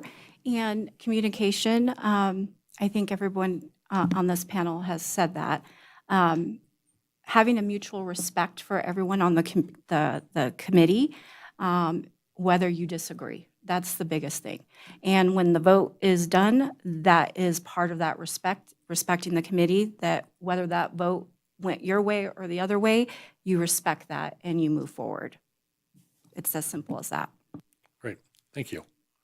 Do we have any other questions for any of the candidates? Candidates, do you have any questions for us? I just want to get out of those seats, huh? Okay, so I think what we will do is we'll just kind of go down the row and we'll just cast our individual choices. And I think we've been starting with you, Laurel, so we'll go the opposite way this time. Hey, President Casiopo? May I Yes. make a Oh, I'm comment sorry, real Sheila. quick? So I just want to say, I think all three candidates are extremely qualified. I think all of them would do an amazing job. But I know we can only pick one, but I want to express my interest to you to come to the meetings, to participate, to be part of that conversation. You can bring so much to that conversation that you might bring a different perspective, a different view, new information that could help us make a better sound decision. Even though you may not be able to be a voting member, you might be able to contribute to our final decision. So whoever is selected, that's wonderful. But I would like to also offer the other individuals to come to our meetings and participate and be part of those deep conversations. I appreciate that. Laurel. Yes, I just want to follow up on that because I was thinking the same thought as you, Sheila. And also, we frequently have openings on this committee. And by statute, we're required to have a nurse position, an administrator position. I can't remember all of them off the top of my head, but you guys all are exceptionally well qualified. And if you're not selected tonight, please keep attending and please reapply when another opening comes up. Okay, let's get to the vote. We're going to start with Trustee Ramirez. Well, I first want to say thank you to each and every one of you for applying for this position. I mean, it takes a courage to come and speak in front of the board, and knowing that this is, like my colleague said, a volunteer position. I really commend each and every one of you for being here and for your willingness to help and serve in this position. I am going to go for Linda, lawyer. I recognize that you have experience in this position, and you have the interest to continue serving in this role. And I appreciate your bilingual skills, because we know that a large percentage of our student population is Latino, and so we definitely need your help with that in this position. So my vote is for Linda. Okay, thank you. Mike? So, and to clarify, we are naming a counseling member and a parent member. Oh, I'm sorry, that's right. Yes, So, that is so this correct. was for the parent member. What's your, For the parent. And then for the counselor, we only have one, right? I mean, that's. correct? Yeah. So for the counselor, Stephanie. Okay, thank you. Thank you. Mike? So I'm in support of Stephanie for the counseling position, and then I think all three of you are talented and worthy of a seat. And Linda, just because you are experienced, and I know you also are working within our schools in your professional capacity, I'm going to support you for that. But I mean, I certainly hope you both will stay involved, because seats come open frequently, and we need community members to fill those seats, because we want to have the best system in place for our students. Matt? I too, I'm going to be recommending Ms. Belusa and then also Ms. Lawler. Okay, thank you. Molly? Yes, I will be, wow, what did I do with it? So sorry. So yes, recommending Ms. Belusa for the counseling, and Danielle Martin for the parent. Okay, thank you. Rich? Yes, as people have stated tonight, this is very difficult for us. And it's one of the things that I really dislike about being on the board, having to make a selection like this. But I'm going to support Stephanie for the counselor, naturally, and then Linda to continue on. But I do have a question. I think in the past, we've also had a alternate. Is that true or not? Last time we had, Sheila's story for the record, last time we had an opening position, we did have some very good candidates, and we did choose one as an alternate. They are unable to be a voting member, but once again, this individual brought exceptional information, insight to the discussion, which helped us come to a final conclusion and a decision on what materials to provide to our schools. Good. Okay, Laurel? Thank you. I will be recommending Stephanie for the counselor position.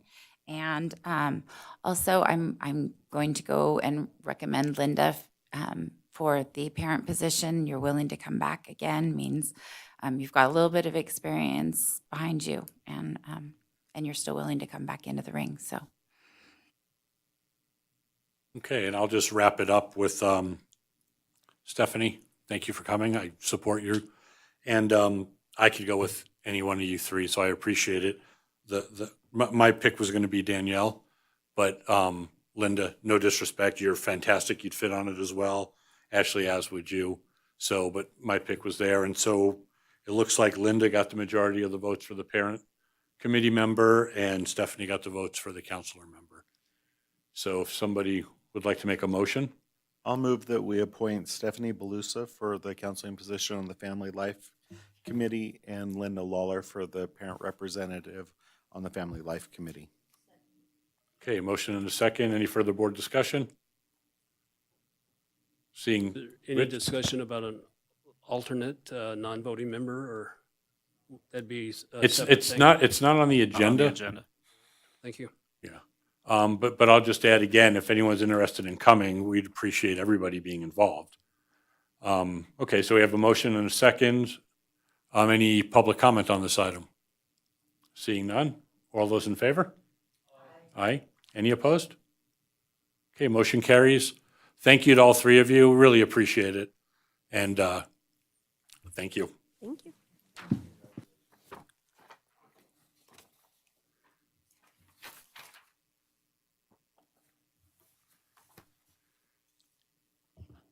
Okay, we're going to move on to item 10, discussion and possible action to approve the Family Life Advisory Committee rules and procedures for the Carson City School District. This is also for possible action, and we have Tasha Fuson. Thank you, President Cassiopo. Tasha Fuson for the record. In taking a look at the Family Life Advisory Committee rules and procedures, all of the recommended changes by the committee are indicated in red, so I did put that edited version in the packet for you. The committee met twice already this year, and basically the crux of what we talked about was just clarifying some questions that the committee has had for the past couple years. And so that's really what you're seeing. So if just looking at the first page, obviously that's just updating the date to November 2024 for the last time that this committee reviewed it and made recommendations. On the November 18th, 2024 meeting, they voted to bring it in front of you for adoption. So that's on the front page, and should you approve it today, then that has the December 10th date. If you then move to page 6, that is just an update of my title. So the chair is the chief academic officer or designee. So in this case, obviously, as you know, Sheila Story has been our chair for many, many a year on this committee, but I just updated the title there. Oh, also, I'm sorry, above that, on page 6, if you look at towards the top by letter A, one of the conversations that we had is in the past, the committee has met 6 times a year, I think was what it was. We've now reduced that to 4 times a year simply because we've now adopted new health textbooks for both middle and high school, and so there's not been requests for review material this year. The committee did a whole lot of work the last 2 years, updating the list, reviewing new materials, etc. But because I don't feel that we're going to have many requests, as has been shown thus this year, like I said, we didn't have any requests for the first 2 meetings. We wanted to make sure that we reflected what was considered attendance. You've heard that over and over again, but what would constitute board attendance? It is very difficult, as you all know as a board, to actually approve something it's impossible to approve it if you don't have a quorum. So that has been an issue on this committee in the past, is not having enough members in attendance at each of the meetings. So that is why the update to letter A, board attendance defined as missing 2 or more meetings in a year instead of 3 because of the reduction of meetings. It doesn't mean if you miss 2 meetings in a year that you're going to be removed. It means that we would bring that to you when we're considering, for instance, someone who is going to run to be or for another term, and or if we were going to ask to remove somebody from the committee. So that's what that's about on that page. If you look at page 7, under 3.2.2, that was just a grammatical change. And then on 3.4.1, towards the bottom of page 7, the committee requested that we actually define what a quorum means because they were unclear. What does that constitute? So that is why 5 of 9 members is written on that. At the top of page 8, there was another discussion amongst the committee about whether or not students were voting members or not.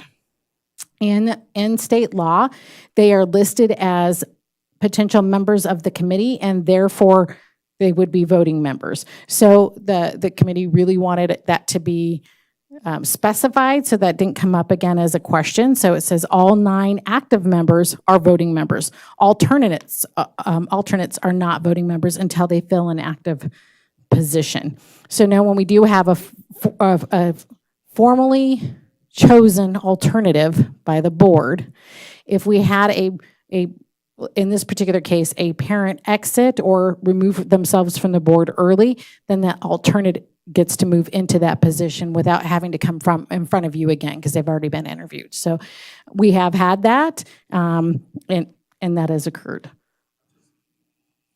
In my mind, I'm almost feeling like the word until they don't always become active members, so they get a vote if they're an active member. So I would say alternates are not voting members unless they fill an active position, because until kind of has the implication that they're Like it's going to happen? progress. Okay. Yeah, I just think the until sounds like there's a sequence involved. We can remove that too. Okay. Yeah. But you have a student and an alternate student representative. So if one is not able to attend, then the alternate attends and can vote, or no? No. The alternate cannot vote, and that's where the question came from. The alternate cannot vote until they become an active member, and they cannot become an active member unless, like in the case of the students, unless that student vacates. And that is a very good point, because for instance, our current student, we have 2 students. Our current active student is a senior. That student, I am pretty sure, will want to vacate their volunteer role when they graduate in June. And therefore, the junior who is on the committee would take that active position. So that was the conversation that took place, right? But we can change the verbiage of that in any way that would make sense, but that is what the conversation was. Okay, and then when you look at page 10, that is, I simply highlighted the 2 positions, as you know, that were vacant. That's why they're highlighted, because they're going to need to be changed. We had a name change from one of our parents, and on this particular page, you actually, and I probably should have indicated that in a better way, but Christine Sylvester was our alternate and has now taken over a parent position, because we did have a parent vacate midterm. So as an alternate, we moved Christine in there. And actually, she's here in the back row there. Sorry, does that require a vote of the committee, or is that just an executive decision? Well, we had one alternate. I did check with legal counsel, and we have an alternate that had been approved by the board. We had a vacancy prior to the end of that term. Therefore, we moved the alternate into that active position.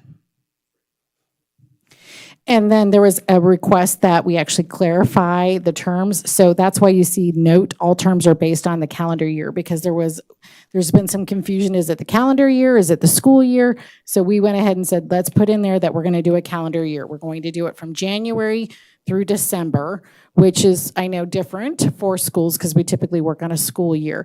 But it's very difficult sometimes to actually get all those things done in the summer if we were to have a vacated position. And it's easier for the committee to make those decisions and us to do the posting of the position and get them in front of you if we do it by by calendar year. So that was the point on that one. And on page 11, you'll see that I just struck out everything on Exhibit B, list of resources, and actually added a hyperlink. So this goes on the web page, and instead of continuing to update this, then when you guys approve those resources, having to come and approve this list again, we just wanted an active hyperlink that anyone could look at the most recent list. So those are the recommended changes to this document. Great, thank you. Any questions by the board? Okay, this is an action item. If anyone wants to make a motion. I'll make a motion. Rich? I move that the Carson City School District Board of Trustees adopt as presented the revisions of the Family Life Advisory Committee Rules of Procedure for the Carson City School District. And do we need to include the suggested changes by the board? No, you said you're moving to adopt it as presented, so you're covered. I'll redo that then and just say with the proposed changes from the board. Second. Sorry. Bye. Yep, good. Motion and a second. Any further board discussion? Seeing none, any public comment on this? Seeing none, all those in favor? Aye. Aye. Any opposed? Thank you very much. Thank you.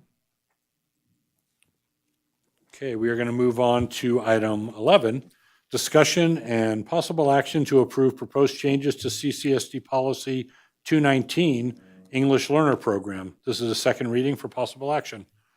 Ms. Fuson. Tasha Fuson for the record. Thank you. President Casiopo.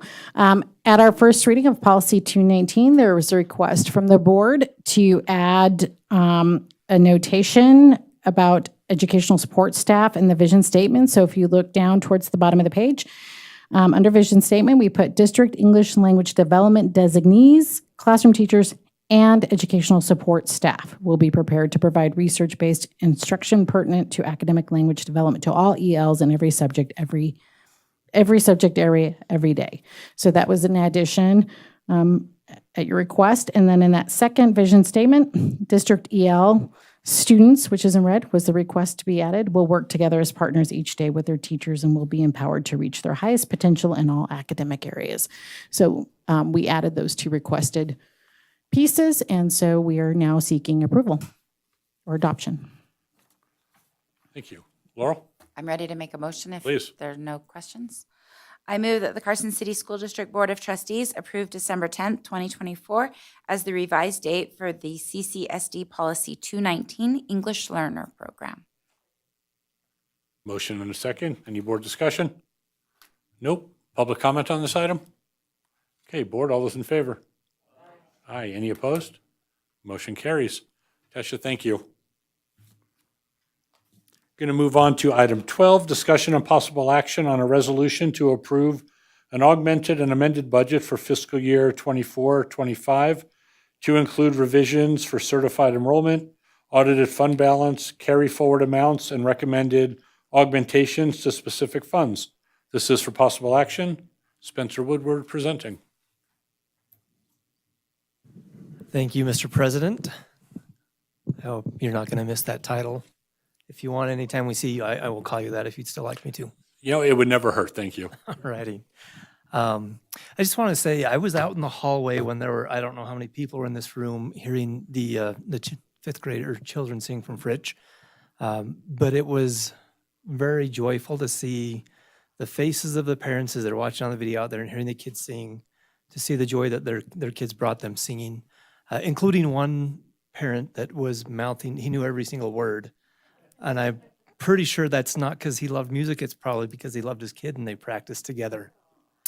But as we go through the stressful phases of presenting budgets, it does make me feel good to know that we maximize it and do the most we can to get the most out of our educational dollars for opportunities like that.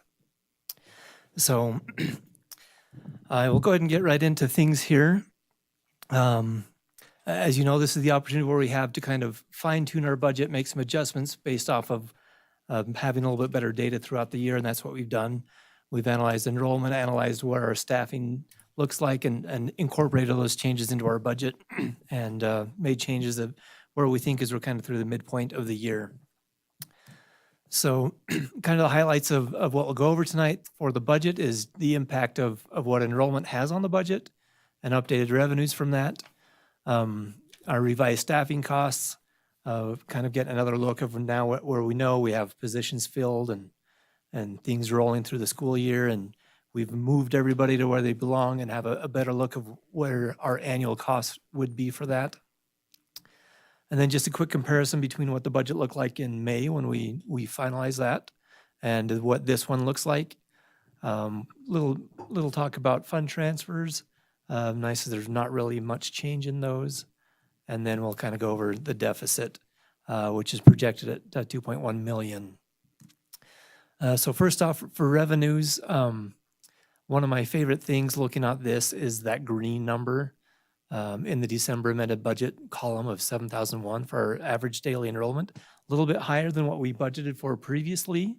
That makes me smile inside because That means we have a few more kids and the budget funding that comes with them, that just makes our job a little bit easier. What that translates to is going from 7.5 million of basic support to 80.2 million. And when you get our other general fund revenues in there, the increase overall is about $670,000. I don't know if you know, last year we were looking at less money at this time, Right. which makes it a little bit more difficult to get things balanced. But having a little bit of that, of an increase was welcome for me as we were putting this budget together. Feel free to stop me if you have questions throughout this as well, by the way. The transfers, so if you kind of look, I've got listed in the left-hand side what our transfers were. Special education, 8.3 million, into our EL fund, 82,000, GATE fund, 180,000, and at-risk, 384,000. These are all coming from the general fund to those four specific funds. And then the right-hand column there is the change from what that left-hand column is to what it currently is in the December FY25 budget. So no change to SPED. The EL budget, this is where green is good, red is bad. I know green is a negative number. That means our transfer is $40,000 less. So it went from being about $82,000 to $41,000 in the final budget. The GATE was, the transfer is about $1,700 more, and at risk is about $40,000 more, which when it all nets out, it's a difference of $300. Not a whole lot of difference or change to the general fund, but that still gives us the chance to provide all the services we have been in those other funds. Mm-hmm. How do you choose which programs? So like, for example, we've been hearing that more needs to go into summer school, through all of the programs. So how do you choose which one? So we look at what funds are available, what monies are available in those funds, and then what our outflows are. And if we need to transfer additional money from the general funds, we do that. So for example, in the EL position, we've got all of our English language learner positions in there. And if we needed to transfer additional funds to cover that, then that's where that transfer comes from. So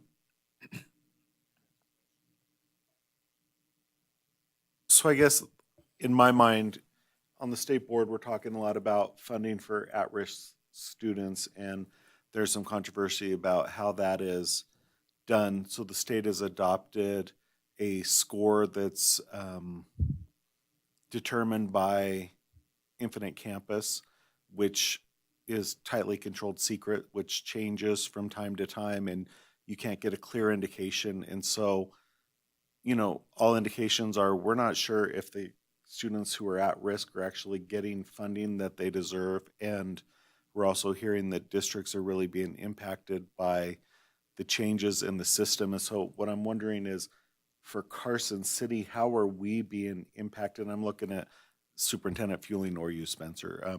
How have we been impacted with this categorical funding, and do we have any suggestions? no, we have no suggestions at this time. Have until the 18th. I want some suggestions. No. It is definitely a very difficult, non-scientific, again, where we don't know exactly what that is, and we're dealing with numbers from last year.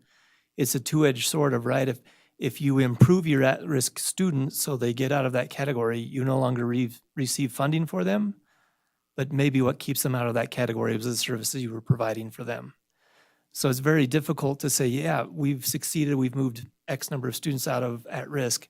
That doesn't mean that they aren't going to require those services, that now because you moved them out of that at-risk category, whatever it may be currently defined as, that you're going to be able to keep them out there, because if you can't keep providing services to them that keep them out of that at-risk category, then they might slide back down.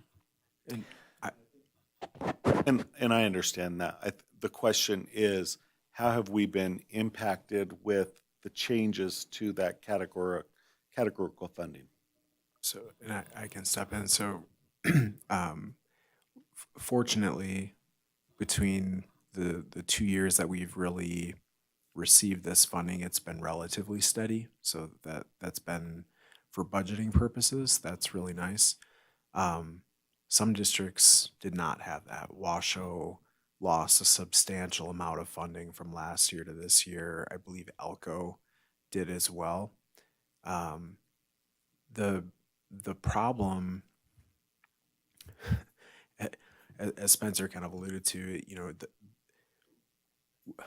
there's this black box where data is put into and it spits out numbers, and these are kids that are at risk. And there's sort of an arbitrary score called a grad score that determines if a student is considered at risk in terms of funding. One of the things that we've learned, there are other states that actually use this as grad score, that because many states use infinite campus, we are the only state that uses it to determine any kind of funding allocation, which just gives me pause as to, the idea of you wanting to be transparent with how this is all allocated, and that this machine learning algorithm is churning out these numbers and we really don't know exactly how it's happening is a little bit of a concern. I think the other concern, and Spencer alluded to it, is, there could be, let's say in Washoe's case, maybe there were, they lost funding. So they could have had 200 students that were just below the borderline of where the at-risk cutoff was so that they got funded. If those 200 kids, they may not have improved at all. Yet, because some kids from another district dropped, another 200 kids dropped lower than them, and we'll just say Clark for ease of comparison, that 200 kids there, now their scores are lower than those kids from Washoe. Well, Washoe, those 200 kids now may be kicked out of the funding availability. And so those kids may not have improved at all. Their situations may not have improved at all, but now Washoe receives no funding for them. And so I think it at least calls into question the methodology and how it's being applied. On top of the concern that if I have a student that is an English learner and considered at risk and they qualify for special education services, we actually wouldn't get any English learner funding or any at-risk funding for them. We would only get funding for special education services. So there's, this is all still relatively new, so hopefully over time things can be tweaked and improved. But there's some legitimate concerns out there. I didn't mean to hijack your presentation, but it's a question that's on the top of my mind, and I've been trying to talk to Superintendent Fueling a little bit about also. No problem. If I may just add that if we had a little more transparency or maybe a peek into the methodology of how that score is determined, I think that could be helpful for kind of some future planning and forecasting, so that we don't kind of rely on, well, we get this number and we hope this number is correct and that's what we use in our budget. That could be helpful for some long-term forecasting for us. So, Ms. Walt, did I get your question all the way answered?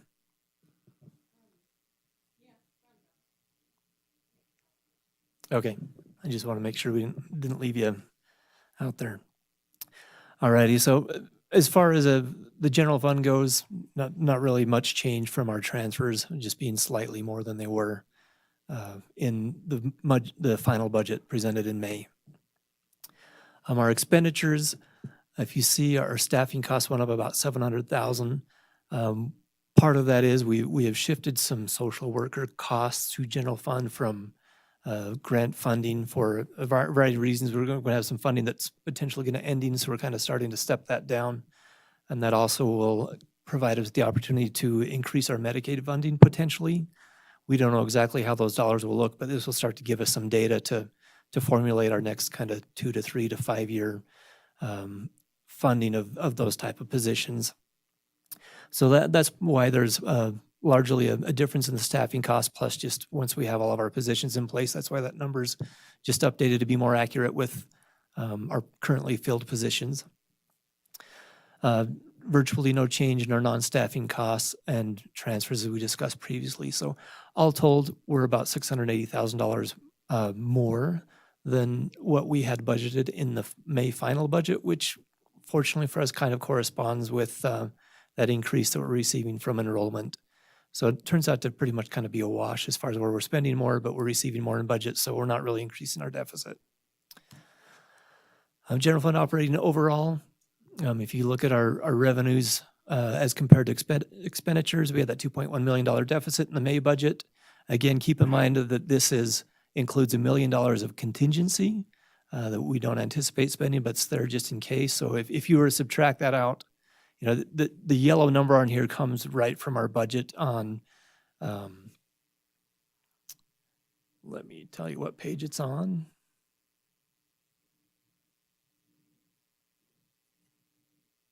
Sorry, I've got the PDF up here in the Excel, and sometimes my brain works better in one than the other. Those are good projections, though, Spencer. You're pretty close. Yeah, fortunately, you know, that increase in revenue made it to where I'm not sitting here saying, hey, our deficit's larger than it was in May.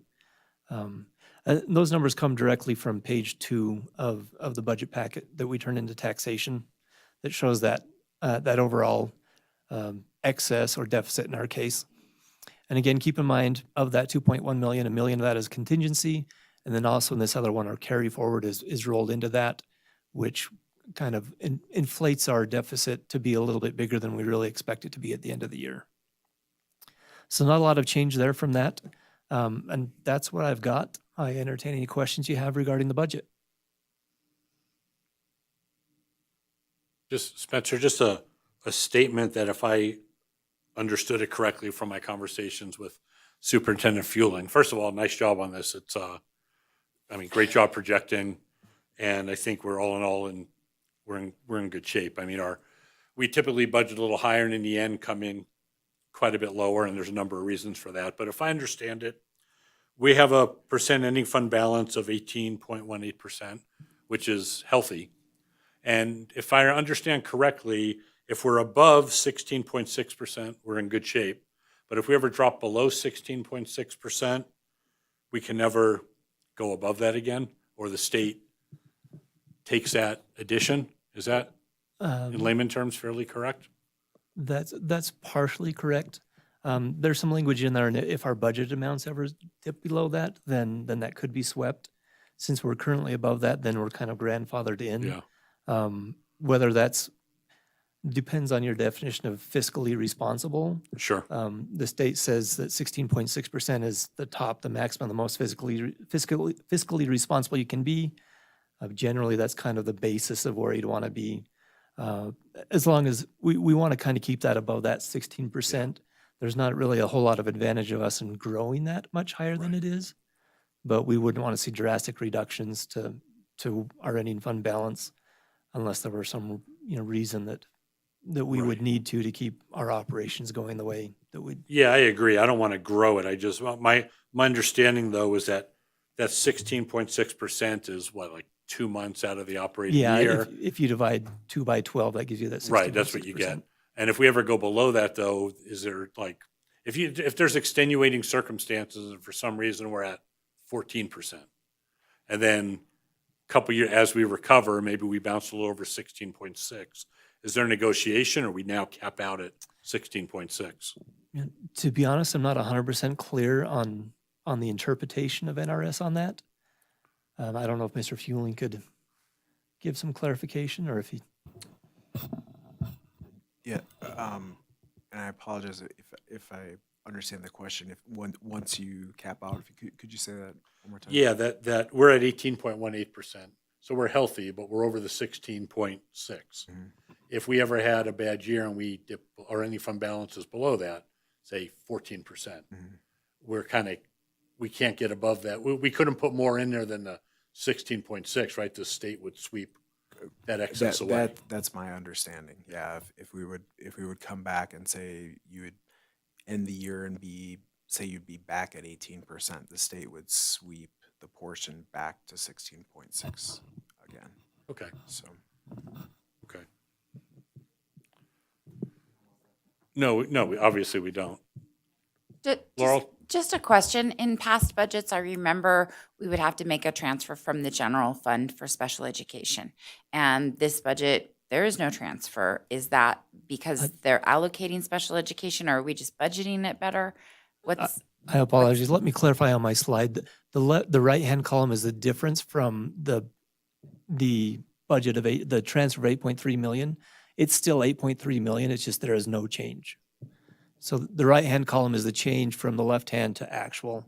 I apologize. I was going to squish it in there, but it got to be lots of numbers. so we're still and- going to transfer 8.3 million from the general fund to fund special education? Correct. Okay, because the federal government does not fully fund IDEA, and the state doesn't fully fund that either. Just saying that for the record before I'm gone. All right. Any other last words regarding the budget? We good? Okay. Mike? And seriously, I do want to say, this is good projections. Yeah. And so, most years we pepper you with questions and frazzle you a little bit. So good job, because this is all very close to what we discussed and approved in May. And so it means you're getting a good handle on the budget. And so hopefully things stay in this realm the rest of your tenure with us. Well, thank you. We I like will good admit, projections. I get some great tutelage from certain individuals in the room. Yeah, don't give them too much credit. Yeah, don't mess this up or Laurel and I are going to have to come back and go, what's going on here, people? This is an action item, so if we're ready to make a motion. I'll make it. Rich? I move that the Carson City School District Board of Trustees adopt the augmented and amended budget for fiscal year 2024, 2025 by approving the resolution and instructing the Director of Fiscal Services to file the documents as necessary to comply with NRS Chapter 354. Okay, we have our motion and second. Any board discussion? Seeing none, any public comment on this item? None seen. All those in favor? Aye. Any opposed? Hearing none, motion carries. Spencer, thank you. Really appreciate your hard work on this and expertise. Thank you. Thank you. Thank you, Mr. President, members of the board. Okay, item 13, discussion and possible action on the superintendent's annual evaluation for the 2024 calendar year. This is another action item for possible action. And I'll just start us off with kind of a quick recap. We evaluate the superintendent as trustees every year, and we have had several renditions of the evaluation form, and I really think that we consistently find ways to improve it, and I think the one we have in front of us that we used is a good form. I think it's very thorough, and down the road there may be reasons to adjust it, but for now I think we're all fairly happy with it. And what we do is we each individually assess the superintendent on a variety of parameters. We submit those to the district office. Renee tabulates our scores and comes up with a total score for the superintendent's evaluation. And we break it into several categories: superior, very satisfactory, satisfactory, need to improve, and unsatisfactory. And there's a point system associated with that. So superior is 1,120 points down to 896 points. Very satisfactory, 895 down to 672. Satisfactory, 671 to 448. Needs to improve, 447 to 224. And unsatisfactory, 223 down to 0. And how Superintendent Fueling got negative is beyond me. No, I'm absolutely kidding. We're thrilled to have him, and I'm thrilled to announce that our combined scores total 962, which puts him right in the middle of the superior category as a superintendent. And I just first want to say, number one, Superintendent Fueling, thank you for your expertise and all you do to lead this district. I think you've done an exceptional job, and I'm very happy with that score for you. So thank you. And at this time, what I'll do, if any of you want to have any input to the total score or your input on it, here's your chance. Mike? Superintendent Fueling, I think you are coming into your own. And I think one of the things that I really appreciate is not only are you doing a great job leading your team and representing all of us in the schools when there are events, seeing your relationships and, yeah, I think relationship is the right word, with the students. You know, you are establishing a district-wide community that is positive in nature and focused on student success and meeting the needs of students. And so I'm really proud of the work you're doing, and I'm happy to have you leading this district. I just want to start off by thanking whoever came up with giving the blue color for Superior for the shout out for Carson with the blue. So let's just keep doing, let's turn it all blue.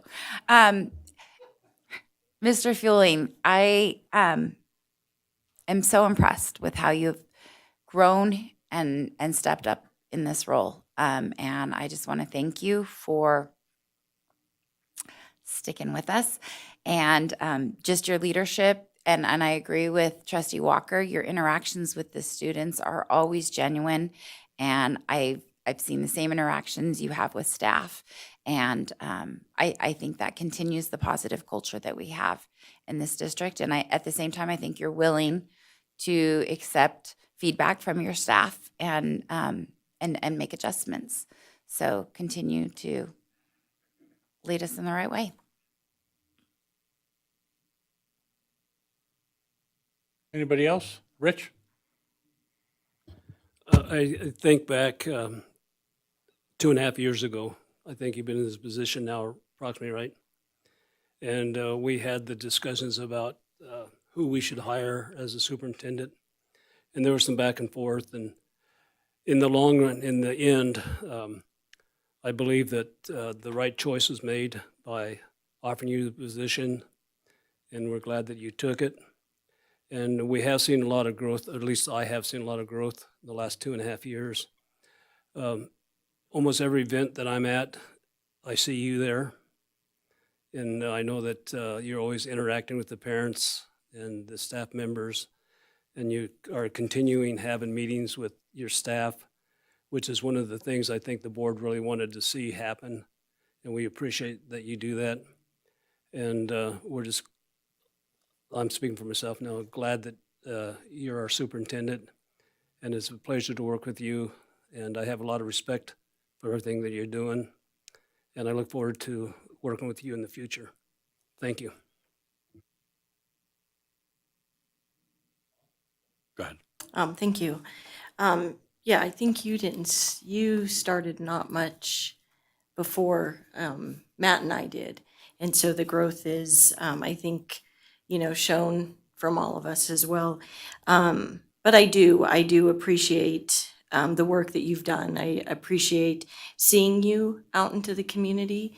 I think that's important, the visibility of all of our administrators, not just you as well. And I think that you lead by example, by being out there, which is then forcing the rest of our administrators.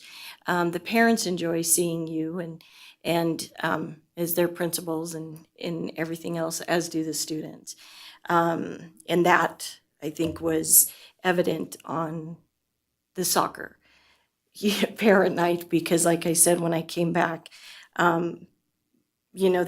they really appreciated you being there. So, I think that might have been, 45 minutes out of your day. But I know that was outside of your work day. But, gestures like that mean that it speaks volumes. So I do appreciate that as well. I don't like public evaluations. I really don't. I had to do it for 4 years with the city manager as well. And so one is, there are some things that, I had put in my evaluation that I would like the opportunity to meet with you about. Not that it was, a negative or what, but it's just things that I personally, as a school board member, think that it would help me grow and be a little bit more transparent and a little bit more involved up here, as well as if, you know, I did have that opportunity to meet with you to go over some of my suggestions as well. So, because there's just a few things like tonight I'm asking, going, how did I not know this? I mean, if, you know, and so I'm not quite sure if I should be meeting with you, you know, monthly, regularly, I'm not sure, but sometimes I feel lost up here, that I'm like the only one that didn't know. And so, and Matt's thinking the same thing, because he's like, yeah, I didn't know either. But yeah, so I think that, but I would like to be able to have that opportunity, and I'll email you and try to get a meeting with you at that time to go. But no, I think you're doing a great job. And, you know, most importantly too, I appreciate your positive attitude coming into these meetings and, you know, out in the public as well, and being at the schools as often as you are. So I appreciate that. And Trustee Walt, I think a lot of that has to do with the fact that a lot of the components of our work is cyclical. And so the longer you're on the board, the more of these conversations you remember from the year before. And so it's not that we're meeting with Mr. Fueling and have extra information. We just have historical knowledge that because of open meeting laws, we're not talking about these items. And so we come to these meetings, and those of us have been on the board 8, 12 years, have been doing this for a while, and we know that. And so I don't want you to feel like there's something you're missing out on. Some of it is just experience that we all gain as we progress through our terms. And I appreciate that. I do think though, I need to learn though to be, you know, asking the questions as well. And maybe that's not what I'm doing. I'm not asking the questions, you know, prior to the meetings. And so I think, you know, we can teach each other on that end. I appreciate that. Anything else? I'll just, oh, go ahead, Lupe. So I also want to commend you for how you have grown into this position that is such a critical position, and I am very impressed of your responses. Whenever we ask you a question, regardless of what it is, you have the answer. So you have really gotten to know the entire system, you know, in the district, and I appreciate that. And I also appreciate that you are very receptive to our recommendations or ideas for improvements. I especially want to thank you for going out to the, you know, reaching out to the Latino community, because we know we have a lot of work to do there in that area. And I also appreciate that you are aware of it, and that you are willing to do what we can to make improvements on that area. And so thank you for that. And I also want to thank you for reaching out to that population through the social media and through the TV and radio station. As a matter of fact, this morning I was browsing through the channels, and I ran into a commercial about an interview that was made to one of the bilingual employees, and she was talking to the, you know, to the community about the importance of reaching out for to advocate for their children in regards to mental health and whatnot. Those are, you know, such important topics that our families need to be aware of. And so I was so pleased to see that we're conveying the message to the families for the first time that I'm aware of. So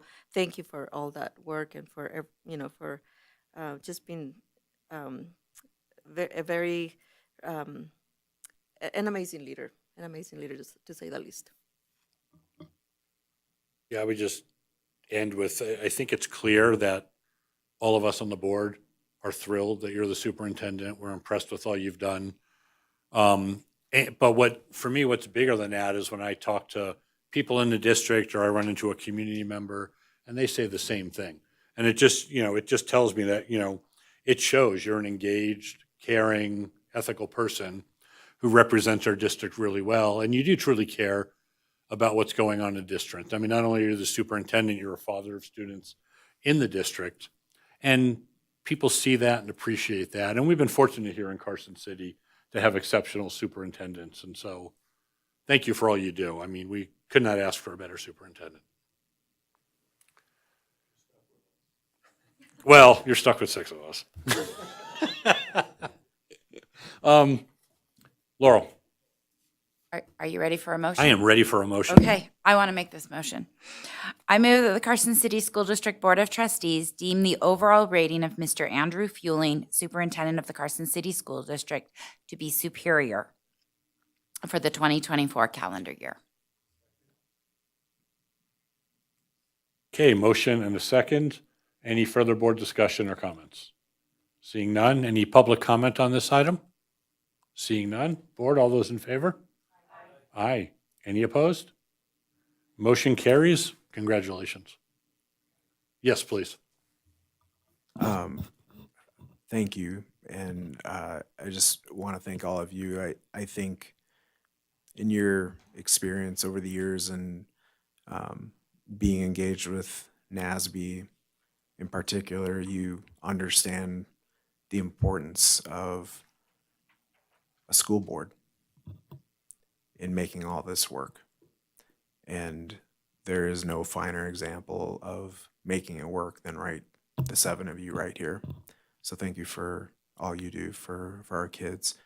And to my staff, you're all just amazing, and thank you so much for all the support. Making so many of these things work. I'd like to say I have my finger pushing the button on every single one of these little things happening, and that is simply not the case. I have a lot of people that just do great things every single day, and they are driven to make every day better for kids. So thank you, everyone. All right. We're going to move on to item 14, approval of the consent agenda. This is for possible action. The last one. That would be you. I move that the Carson City School District Board of Trustees approve the consent agenda as submitted.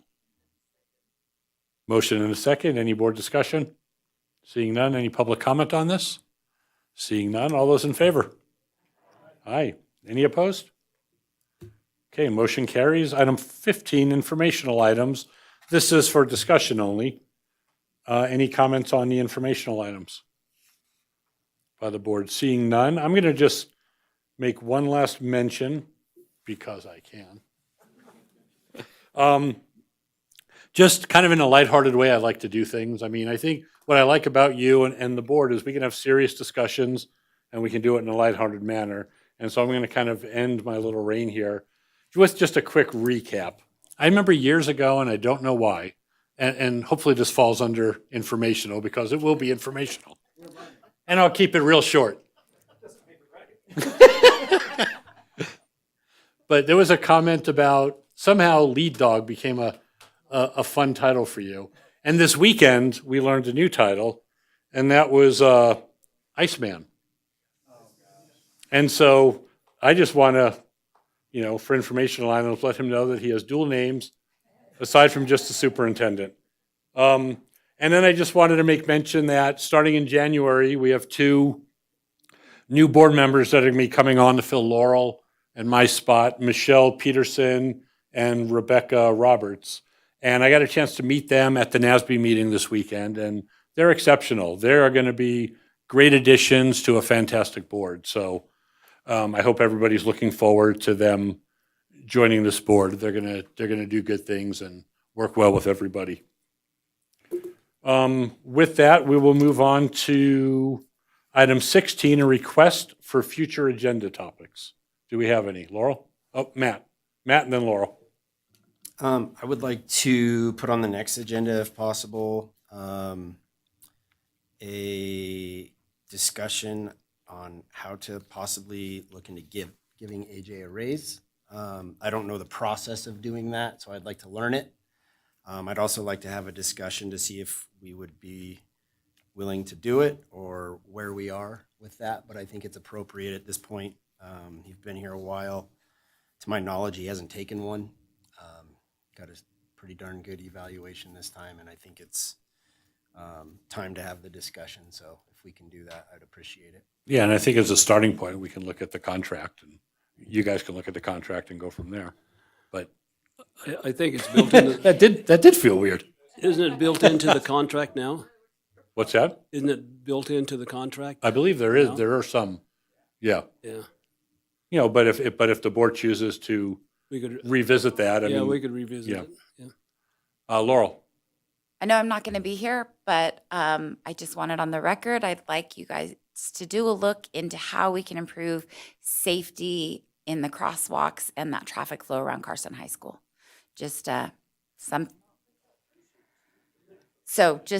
examination and a look into that, what steps could be taken. Matt, if you don't mind, possibly, why don't we look at adding that onto the second agenda in January? The first one is so packed with setting the stage for the year, and then we'll have leadership in place. So there'll be somebody to start that process with Mr. Fueling and Ryan Russell.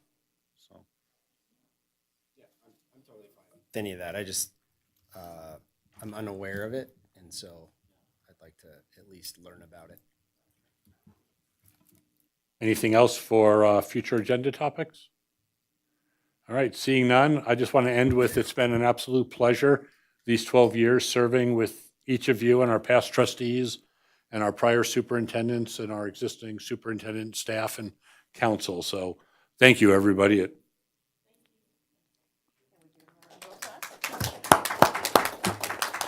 But thank you. With that, we are adjourned.